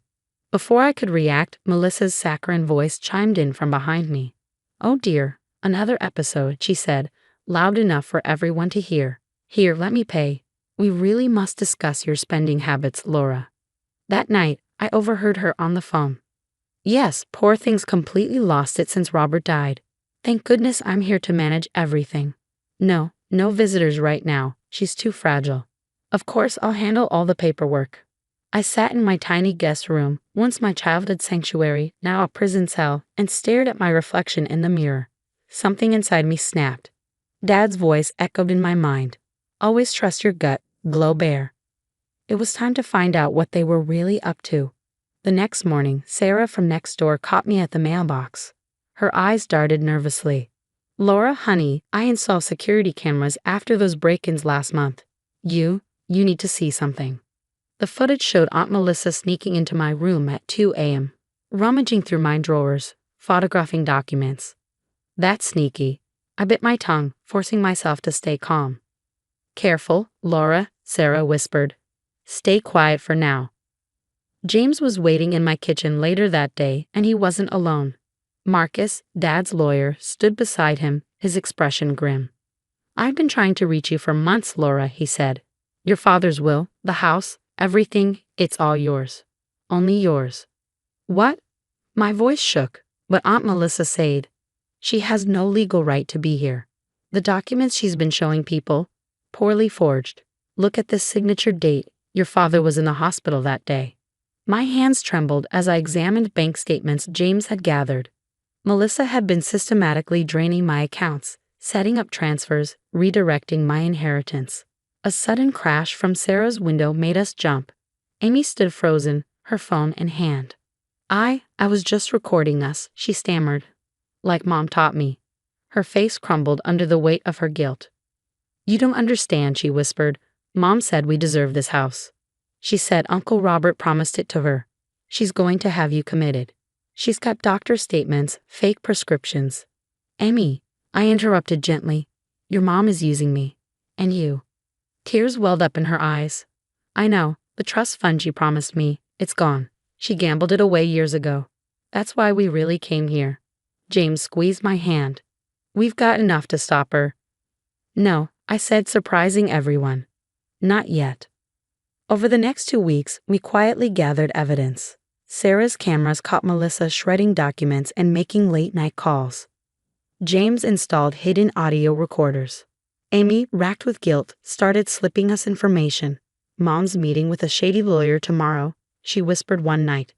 Something about property transfers. I smiled vacantly, the way they expected me to. But in my pocket was a recording of Melissa's latest scheme, and in my heart, the certainty that Dad's legacy wouldn't be stolen. The grand finale came at our annual family reunion, held at Dad's house. Timing, everyone. Please sit. I have an announcement. Aunt Melissa stood at the head of the room, champagne flute in hand, her voice dripping with feigned authority. This concerns Laura's future care. Actually, I interrupted, standing tall, my voice steady and strong. I have something to share first. The room fell silent. Marcus emerged from the study, carrying a stack of files. Sarah stepped forward and pressed play on the TV remote. The security footage began rolling. Melissa sneaking into my room, rummaging through drawers, and photographing documents.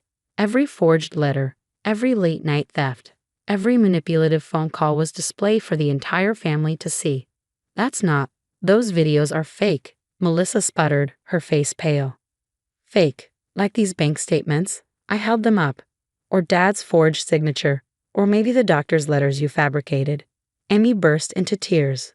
Mom, you promised we wouldn't get caught. The room erupted into chaos. Aunt Rachel dropped her wine glass, shards scattering across the floor. Uncle Pete pulled out his phone, dialing his lawyer. You ungrateful little. Melissa lunged toward me, but James stepped between us, his expression unwavering. The police have copies of everything, I said calmly, and the bank's fraud department is very interested in your creative accounting. Within hours, Melissa's carefully constructed world collapsed. The police arrived with warrants, uncovering not just her schemes against me, but a trail of similar scams spanning years. At the hearing, Marcus presented a damning case. Your Honor, he began. My client's aunt attempted to steal her inheritance through systematic fraud and psychological manipulation. The defendant mortgaged her own home to cover gambling debts and used her niece as a pawn to sustain her schemes. Melissa's social standing crumbled as her secrets came to light. Amy, overwhelmed by guilt, approached me after the sentencing. Laura, I'm so sorry, she said, tears streaming down her face.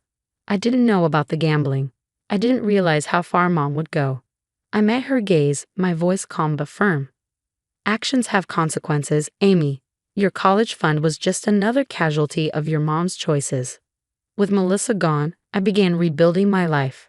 I returned to work, earned the promotion I've been striving for, and threw myself into restoring Dad's house. Every trace of Melissa's presence was erased, her modern art replaced with Dad's photos, his laughter and legacy reclaiming the space. Sarah helped me plant a new rose garden in the backyard. Your father would be so proud of you, Laura, she said one evening, her voice full of warmth.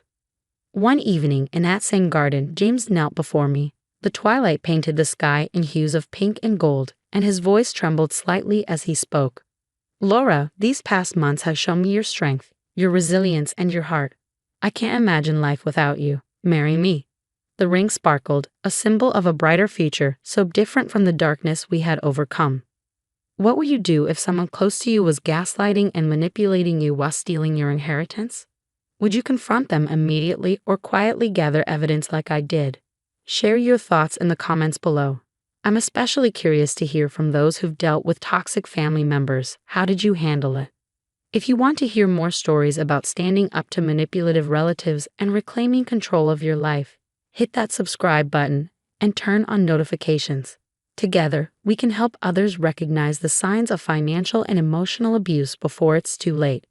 Remember, sometimes the most dangerous wolves come dressed as family sheep. Stay strong, stay vigilant, and never let anyone make you doubt your worth. Hi, everyone. I'm Ashley Cooper. Life's been a whirlwind of amazing lately. As an environmental lawyer in Boston, I spend my days championing causes that matter and coming home to my incredible fiancé. Marcus makes it all the sweeter. We met 2 years ago while I was working on a water contamination case near a children's hospital. Marcus, a pediatric surgeon, was the first to notice the troubling pattern of illnesses, and well, the rest is history. Babe, your mom called again about the wedding flowers, Marcus says as he walks into our apartment, balancing takeout bags. She's worried the purple orchids won't match the bridesmaids' dresses. I laugh, grabbing plates from the kitchen.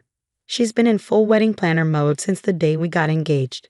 Thomas and Diana Cooper, my adoptive parents, are the most supportive people I know. They took me in when I was just 3, after my biological parents died in a car accident. Though I barely remember that time, the love and stability they've given me filled any void I might have felt. Did your Aunt Patricia RSVP yet? Marcus asks, his brow furrowing slightly as we sit down to eat. I sigh, nudging my food around with my fork. Yeah, she did. She wrote a note saying she wouldn't miss her special girl's big day for anything. She always makes a point to remind me she's the reason I found my forever family. Marcus looks at me curiously. You don't talk about her much. There's not much to say, I reply, shrugging. She shows up at family gatherings, drops cryptic comments about how she saved me by finding the Coopers, and then vanishes until the next event. Last Christmas, she gave this over-the-top speech about how much she sacrificed to ensure I had a good life. Before Marcus can respond, my mom bursts through the door, her usual whirlwind of energy in tow. Sweetie, your father and I brought wedding magazines, she announces while Dad trails behind with an armful of catalogs. Mom, we already picked everything out. I laugh, but she's already spreading glossy pages across the dining table. I know, she says, flipping through a magazine. But I found these gorgeous centerpiece ideas. Oh, and Patricia called earlier. She wants to contribute something special to the wedding video presentation. I freeze mid-bite. What kind of contribution? She was very mysterious about it, Mom replies. She said it would show everyone what a blessing this family has been. Mom, please tell me you didn't say yes. Well, honey, she is your only connection to your biological family. I thought it might be nice. Diana, Dad interjects gently, his calm voice a steadying presence as always. Maybe we should let Ashley decide on that. I exhale, grateful for his unwavering support. He's been my rock from day one, teaching me to ride a bike, helping with homework, and comforting me through heartbreak. My parents have given me everything I could ever need. It's fine, I say at last. Let her contribute whatever she wants. It's not like she can ruin anything. The wedding's going to be perfect. Marcus squeezes my hand under the table, a reassuring gesture. The rest of the evening is spent humoring Mom as we browse centerpiece options, while Dad regales us with embarrassing stories from my childhood. This is my real family, the people who chose me, raised me, and loved me unconditionally. Whatever Aunt Patricia has planned, it won't change that. Later that night, my phone buzzes with a text from Patricia. Can't wait to show everyone at the wedding what a blessing you've been to us all, sweetie. It's time everyone knew the whole story. I show Marcus the message and his brow furrows. Are you sure you're okay with this? What's the worst that could happen? I shrug, brushing it off. I'd soon regret those words more than anything I've ever said. The ballroom of the Boston Harbor Hotel sparkled with elegance. Crystal chandeliers cast a warm glow over meticulously arranged centerpieces, and laughter filled the air. Everything was perfect. Marcus looked dashing in his tuxedo, and I couldn't stop smiling as we greeted our guests. Ladies and gentlemen, please take your seats for the special video presentation, the DJ announced. Ready for our love story montage, Marcus whispered, squeezing my hand.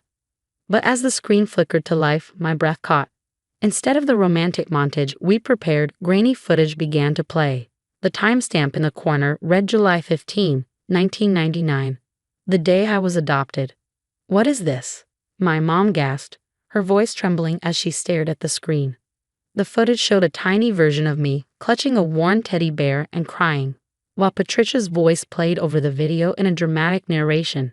I'm doing what's best for her, even though it breaks my heart. The Coopers will give her what I can't. Turn it off, I hissed at the DJ, who was frantically pressing buttons with no success. The video continued, now showing the younger Patricia dabbing at her eyes with a tissue. I'm sacrificing my own happiness for Ashley's future. It's the greatest act of love I could show. Oh my God, Marcus muttered, already rising from his seat. The footage shifted to Patricia arguing with what appeared to be other prospective adoptive families. No, they're not right for her. I have to make sure she goes to the perfect home. I promised my sister. This is beautiful, Patricia's voice rang out across the ballroom. She stood at her table, a self-satisfied smile on her face. I wanted everyone to see the true story of how this family came to be. My chest tightened as the footage kept rolling. It showed Patricia pressuring my parents, making demands about visitation rights, and insisting on being recognized as my savior. I gave up everything for you, Ashley, Patricia announced to the silent room, spreading her arms wide. And look how wonderfully it turned out. I'm the reason you're standing here today. You're the reason this wedding is ruined, my best friend Sophia snapped from the bridal party table. The room erupted in whispers, and I could feel hundreds of pitying eyes on me. My wedding dress, the one I'd spent months choosing, suddenly felt suffocating. Did you really think this was appropriate? Marcus stepped toward Patricia, his voice trembling with anger. Of course. Everyone should know what I sacrificed, Patricia declared. Stop saying that word. I finally found my voice, tears streaming down my face. You didn't sacrifice anything. You spent my entire life trying to take credit for my happiness. Ashley, sweetie, I only wanted. Get out, my dad's voice cut through the chaos like a blade. Get out of my daughter's wedding, now. But the video isn't even finished. There's more. Security, Marcus called, and two men in black suits appeared almost instantly.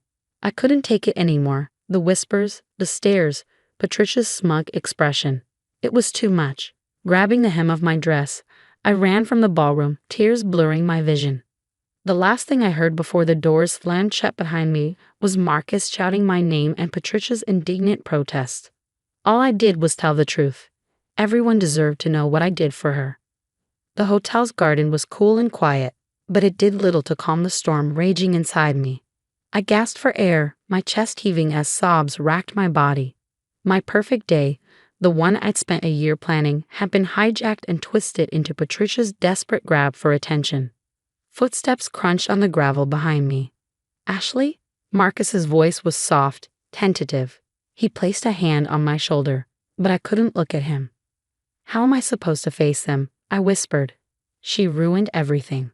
3 weeks later, I sat on my couch, glaring at my laptop as I hate-read Patricia's latest Facebook rant. Heartbroken that my own niece would turn against me after all I've sacrificed. Sometimes the people you help the most hurt you the worst. She never stops, I muttered, slamming the laptop shut. Look at this. Sophia plopped a stack of papers onto my coffee table, her expression grim. What is it? I asked, my voice weary. Your trust fund statements from the past 20 years. They don't add up. I blinked, confused. What do you mean? These withdrawals. They're all authorized with your signature. Except. She pulled out 2 documents. I had my forensic guy check these. The signatures are forged. And guess who had power of attorney until you turned 25? My stomach dropped. Patricia. Sophia nodded, her eyes narrowing. And remember Nancy, the family friend who worked at the bank, the one who kept praising Patricia at your graduation party. I stared at the documents, my hands shaking. How much did she take? Close to $200,000 over the years, small amounts spread out so it wouldn't look suspicious. Before I could respond, my phone buzzed. Marcus's name lit up the screen. "Babe, you need to see this," he said urgently. "One of my patient's mothers just sent me screenshots. She used to work with Patricia. Apparently, this isn't the first time she's pulled something like this." "What do you mean?" "She was fired from her accounting job in '98 for financial discrepancies, right before she took temporary custody of you." Sophia was already typing furiously on her laptop. Her Facebook crusade is backfiring. People are coming out of the woodwork with stories about her. That charity she claimed to run? Never registered. The volunteer work? No records. Another notification pinged on my phone. Patricia's latest post featured an old photo of me at my 3rd birthday. I gave up so much to ensure she had the best life possible. That was it. My hands trembled with anger as I grabbed my phone. That photo was private. She had no right. "Wait." Sophia's sharp voice cut through my fury. She was staring intently at the screen. "Ashley, look at the date stamp on this photo." I frowned, my eyes zeroing in on the corner of the image. This was taken 2 weeks after my parents' accident. "Exactly," Sophia said, her tone loaded. "You're wearing a brand new dress in this picture. But according to the trust fund records, Patricia claimed she couldn't afford new clothes for you that month.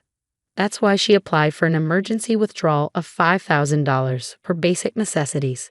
I clenched my jaw. "Let me guess. The money never went to clothes or necessities?" "Nope." Sophia smirked grimly, pulling out another document.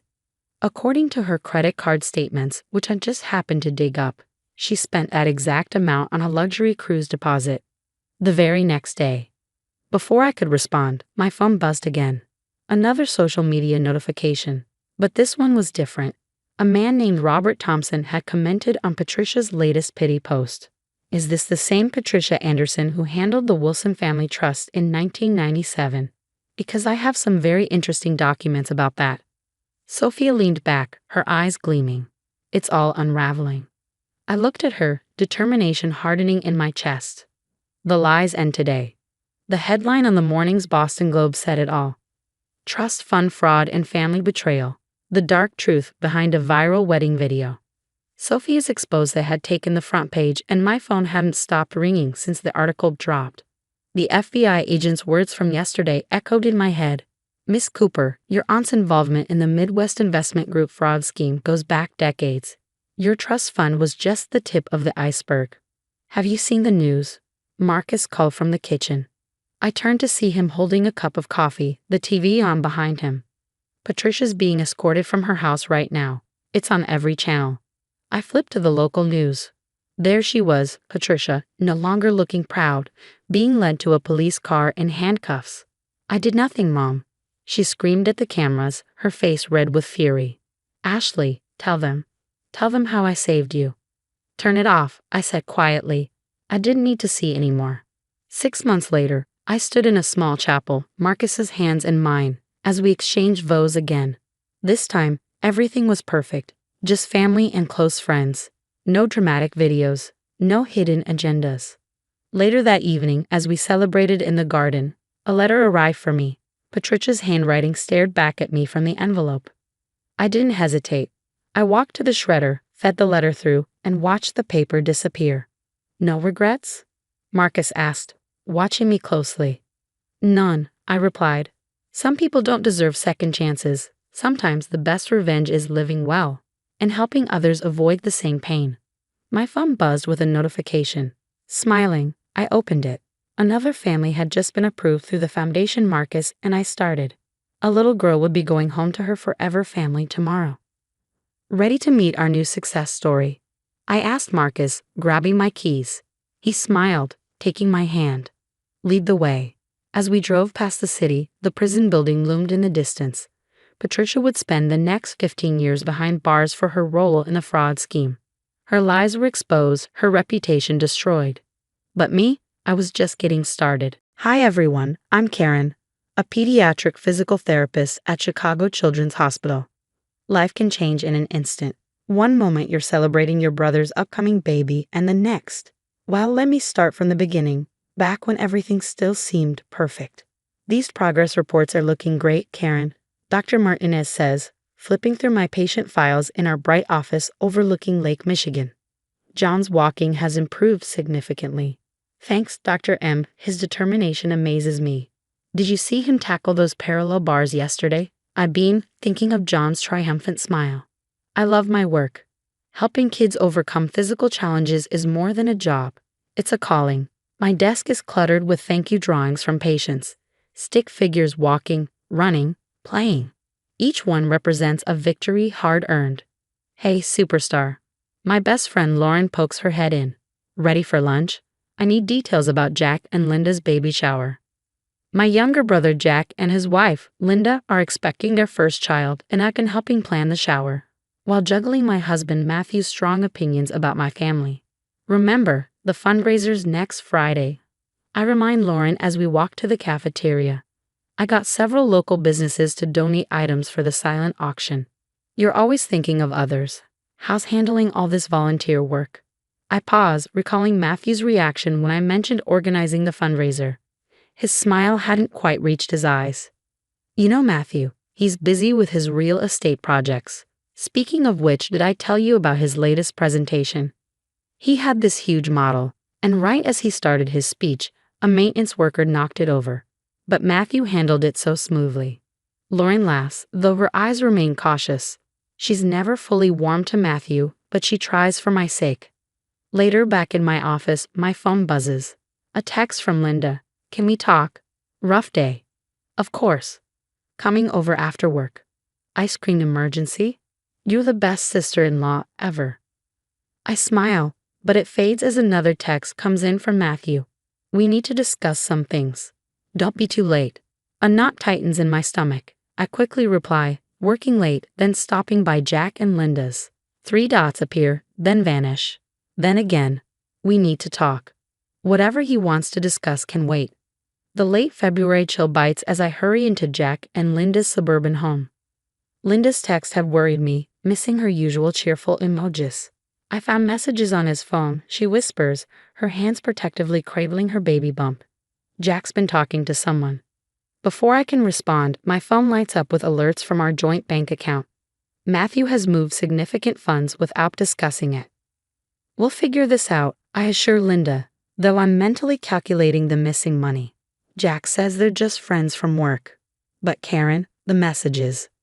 A knock at the door interrupts. Matthew stands there, smiling, too broadly. Hope I'm not interrupting. Linda, mind if I borrow my wife? In the car, his tone shifts. The fundraiser is becoming a problem. Karen, you're spending too much time at the hospital. I need my wife focusing on our life, not playing superhero to every sad story in Chicago. At home, I notice my laptop is missing. Looking for something, Matthew holds it up. I had to check some emails. Found some interesting financial records from a hospital fundraiser. You went through my work files. Just making sure everything's proper. Speaking of proper, did you know your brother takes long lunches with his new marketing coordinator? Jessica. Jack mentioned her last month. But the way Matthew says it, the weeks blur. Matthew questions every receipt, every text, every minute I'm not home. The fundraiser becomes a minefield of accusations, despite spotless records. Then comes the baby shower. While I help Linda arrange the gifts, Matthew taps his glass. I'd like to share something special about our growing family, he announces, his tone off. Our dear Jack and Linda are expecting their first child, such a blessing. Almost makes you forget about those afternoon meetings at the Grand Hotel with Jessica.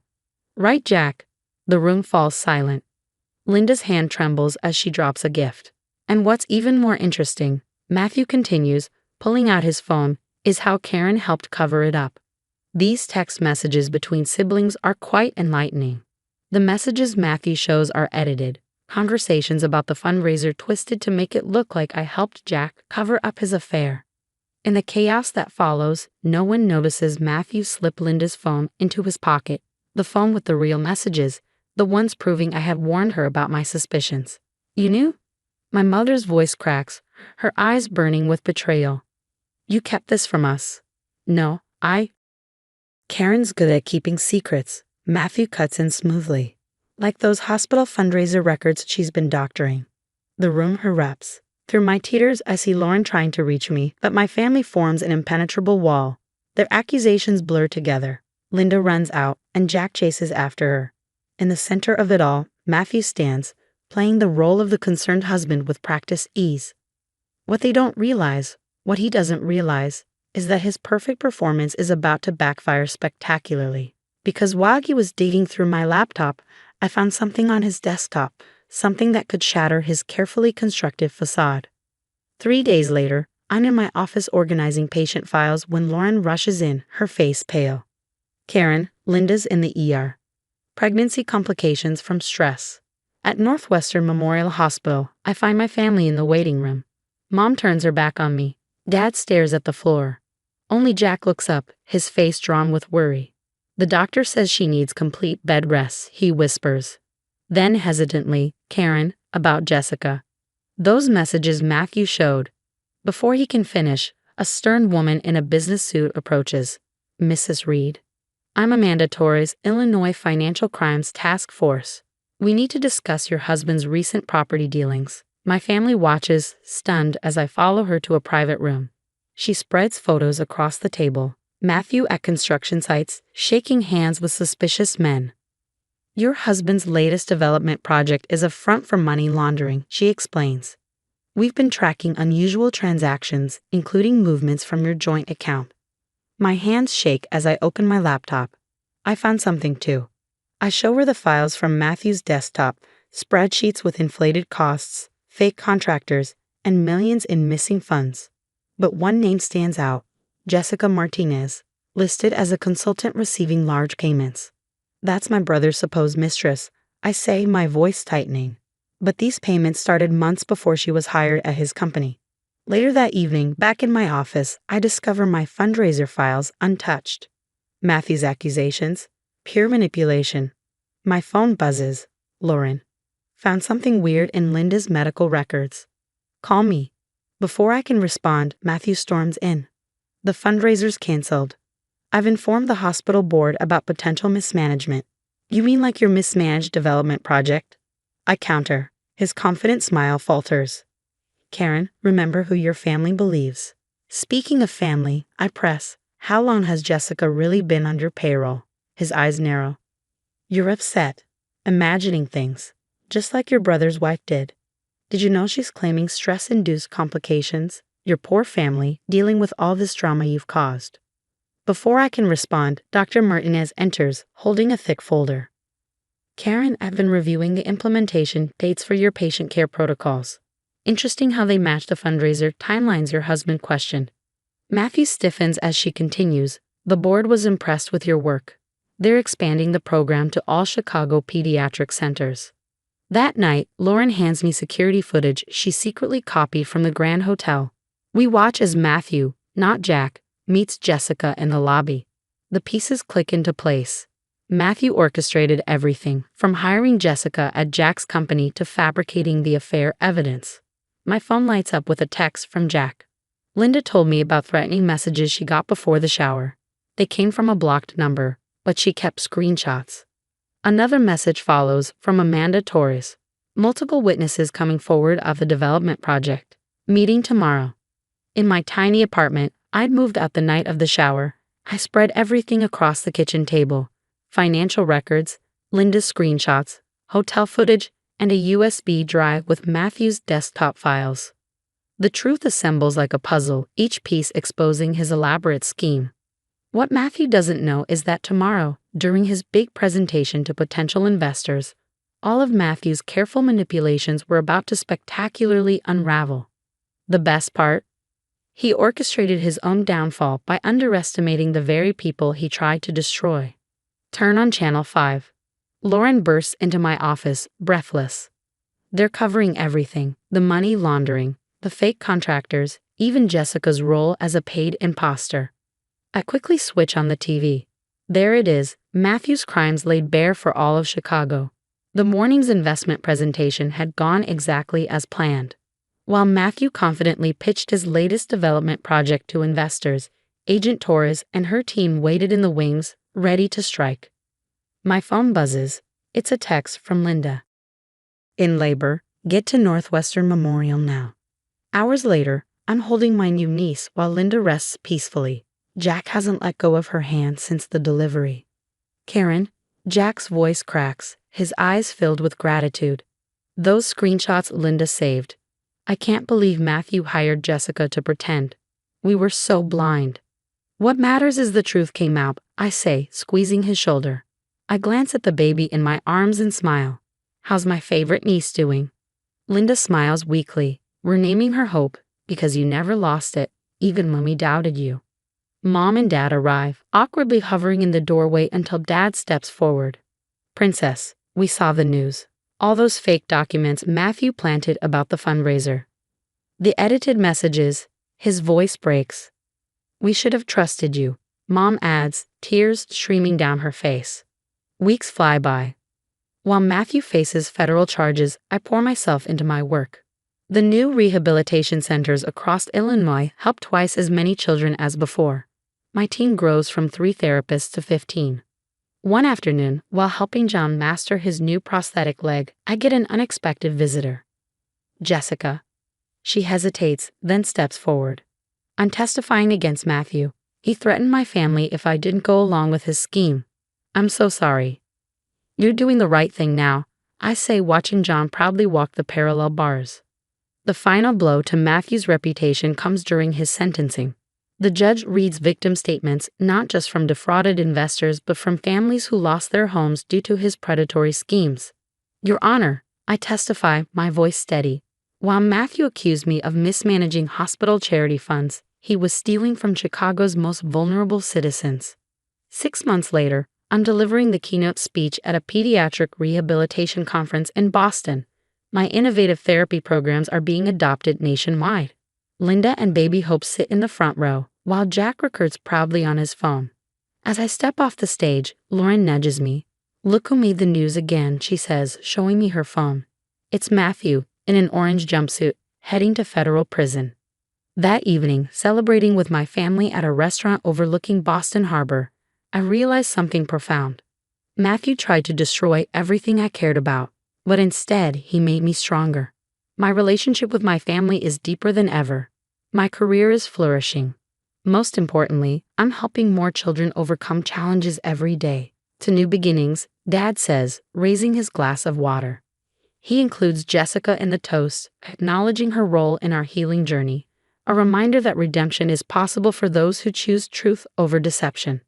Looking around at the faces of my family, friends, and colleagues, I know now, the best revenge isn't about destroying others. It's about building something beautiful from the ashes of betrayal.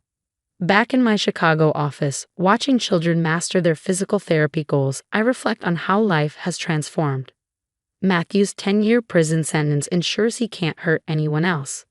The rehabilitation centers across Illinois continue to thrive, helping thousands of families. Mom and Dad now volunteer at our fundraisers, and Jack, Linda, and Hope visit weekly for lunch. What would you do if your spouse deliberately tried to destroy your family relationships through lies and manipulation? Would you gather evidence quietly like Karen or confront them immediately? The choice could change everything. Karen's story shows that patience and strategic thinking can reveal the truth, but is a careful approach better than immediate confrontation? Share your thoughts in the comments below. If you enjoyed this story of justice and redemption, hit like and subscribe for more compelling tales of overcoming toxic people and emerging stronger. New videos every week. Hi everyone, I'm Anna Liam, and today I want to share how I dealt with toxic people in my life. Specifically, how my mother-in-law's manipulative tactics nearly destroyed my marriage, until karma stepped in. 3 years ago, I thought I had everything: a thriving career as a marketing executive, a sleek downtown Seattle apartment, and what I believed was the perfect marriage to James. Our home was my sanctuary, especially my home office, where I could work uninterrupted. Well, almost uninterrupted. Anna, darling, shouldn't you be cooking dinner instead of staring at that screen all day? Patricia, my mother-in-law, chimed in during one of her mandatory weekly family dinners. I forced a calm smile. Actually, Patricia, I just closed a major account that will boost our company's revenue by 30%. In my day, she said with a sickly sweet tone, women prioritize family over career ambitions. Don't you think, James? James, as usual, stared at his plate. Mom, Anna's work is important to her. She's really good at it. Of course, dear. I just worry about your future. When will I get grandchildren if she's always working? These dinners became predictable torture sessions, with Patricia criticizing everything, from my cooking to my work hours, all wrapped in that sugary facade. Then came James's big promotion at his software company. I was genuinely thrilled for him, until Patricia dropped her bomb. Oh, my precious boy, this calls for a celebration. I'll move in temporarily to help you both adjust to this new phase. I nearly choked. That's really not necessary, Patricia. We can manage. Nonsense. My doctor says my blood pressure is concerning. I feel much better being close to my son during this time. James's face softened with concern. That's when it clicked. Her health crisis always aligned with her getting her way. Later that night, I confronted James. Honey, your mother can't move in. This is our space. It's just temporary, Anna. And she hasn't been feeling well. Didn't you see how pale she looked? She looked fine when she was criticizing my career choices. You're being unfair. She's just old school and worried about us. The following week, I overheard Patricia on the phone in the garden. Yes, Margaret, the doctor says I'm fit as a fiddle, but James doesn't need to know that. A mother knows best, and that wife of his needs to learn her place. My hands shook as I recorded her conversation. She'd been manipulating us all along. I wanted to confront her, but something told me to wait. This was just the beginning. A week later, Patricia arrived with more luggage than seemed necessary. James, be careful with those bags. They're my special china, she instructed from the lobby. Mom, I thought this was just for a few weeks during your renovation. Well, dear, one can never be too prepared. Oh, Anna, instead of standing there, could you help with the delicate items? I clenched my teeth. I was in the middle of a client call but had to end it early. Coming, Patricia. The next morning, I walked into my home office, ready to work, only to find Patricia rearranging my furniture. What are you doing in here? Oh, darling, I can't manage those steep stairs with my back condition. The doctor said I need a ground floor space. This is my office. I have meetings all day. James, sweetie, could you come here for a moment?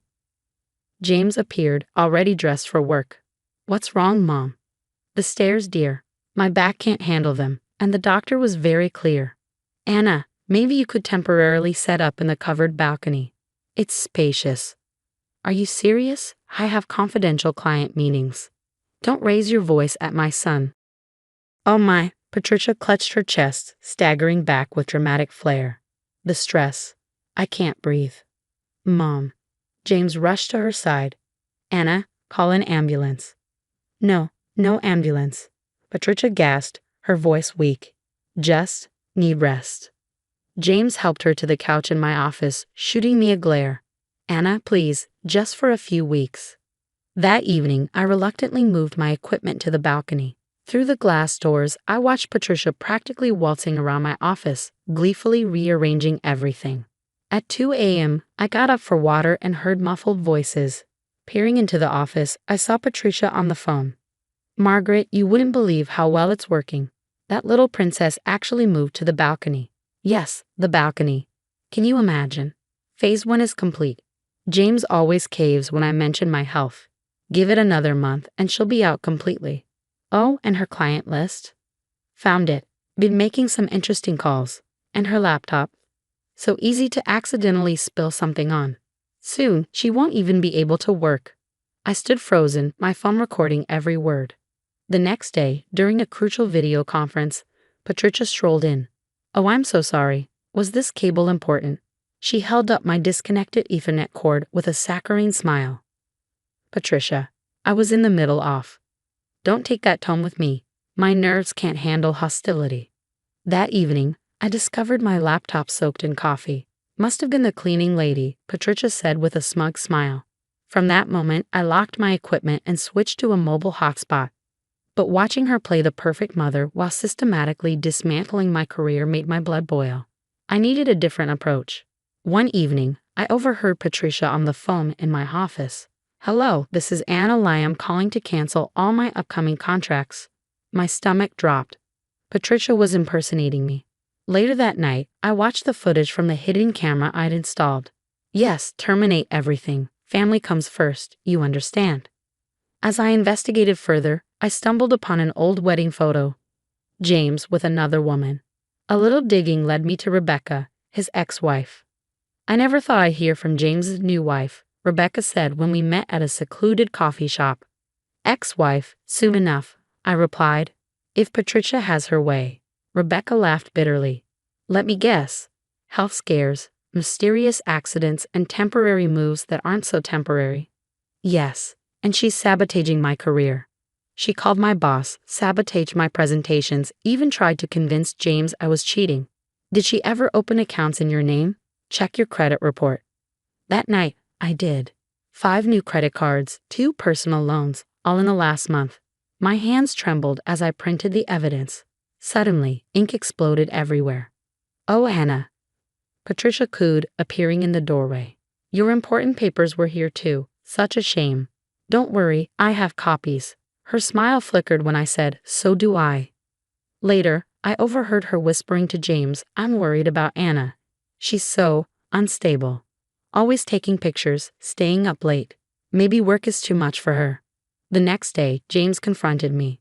Anna, maybe you should take a break. Mom's worried about your mental health. Is that what she thinks? I asked, raising an eyebrow. Interesting timing, since her apartment renovation was supposed to be done weeks ago. She's just concerned. Maybe if you were more understanding, like Rebecca. His face went pale as I smiled coldly. Rebecca? Funny you mention her. Did you know your mother drove her away? History repeats itself, James. But I'm not Rebecca. I laid out the evidence. Fraud, identity theft, sabotage. Patricia thought she was destroying me quietly, but she didn't realize I was building a case to take her down. The next morning, my phone rang. Miss Liam, congratulations on landing the Thompson account.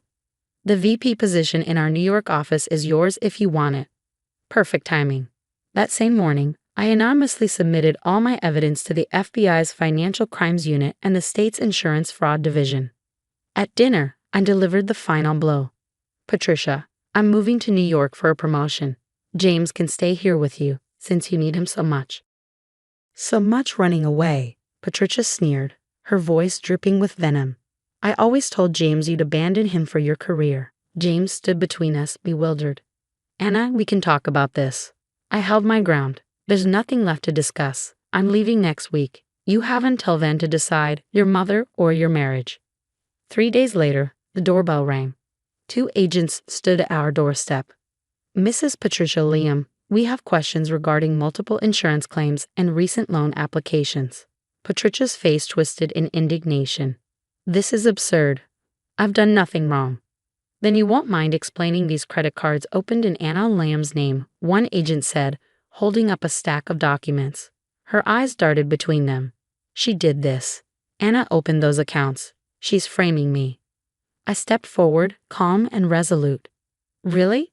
Then why do we have footage of you making those calls, pretending to be me, and documentation of your past insurance fraud cases? James, Patricia's voice cracked. Tell them your wife is lying. But James stood frozen, staring at the credit card statements on his phone, the ones I had forwarded to him. His voice was hollow. Mom, what did you do? Her composure shattered. Everything I did was for you. She was going to take you away from me. But her words fell flat. Breaking free, a week later, I was on a plane to New York. James called endlessly, his voicemails piling up. Anna, please, I had no idea. Mom's being charged with multiple felonies. She took out loans in my name too, cleaned out my savings. Please, call me back. Delete. I'm sorry I didn't believe you. I should have seen it. Please, give me another chance. Delete. 6 months passed. I had just closed a $50 million deal when my phone buzzed. It was Rebecca. Patricia. Guilty on all charges, 7 years for fraud, identity theft, and financial crimes. Another message followed, this time from James. The divorce papers are signed. I'm in therapy now, dealing with everything. I know it's too late, but I finally understand what Mom did, to you, to Rebecca, to everyone. I'm so sorry. I glanced around my corner office. Awards adorned the shelves. The city skyline gleamed through the windows. I was exactly where I was meant to be. You're missing our team dinner, boss. My assistant poked her head in. Be right there. I hovered over James's message for a moment, then deleted it. Did Marcus pick that amazing Italian place again? You know it. As we walked through the bustling streets of New York, I smiled. Patricia's temporary stay had turned into a permanent one in state prison. Sometimes karma works flawlessly. I never replied to James. Some bridges aren't meant to be rebuilt. Besides, I was too busy living my best, toxic-free life. Have you ever noticed how toxic people always paint themselves as victims when they're caught? How would you have handled Patricia's manipulation? Would you have confronted her immediately or gathered evidence like I did? Some say I was too harsh on James, but when someone repeatedly chooses their toxic parent over their partner, where do you draw the line? Let me know in the comments.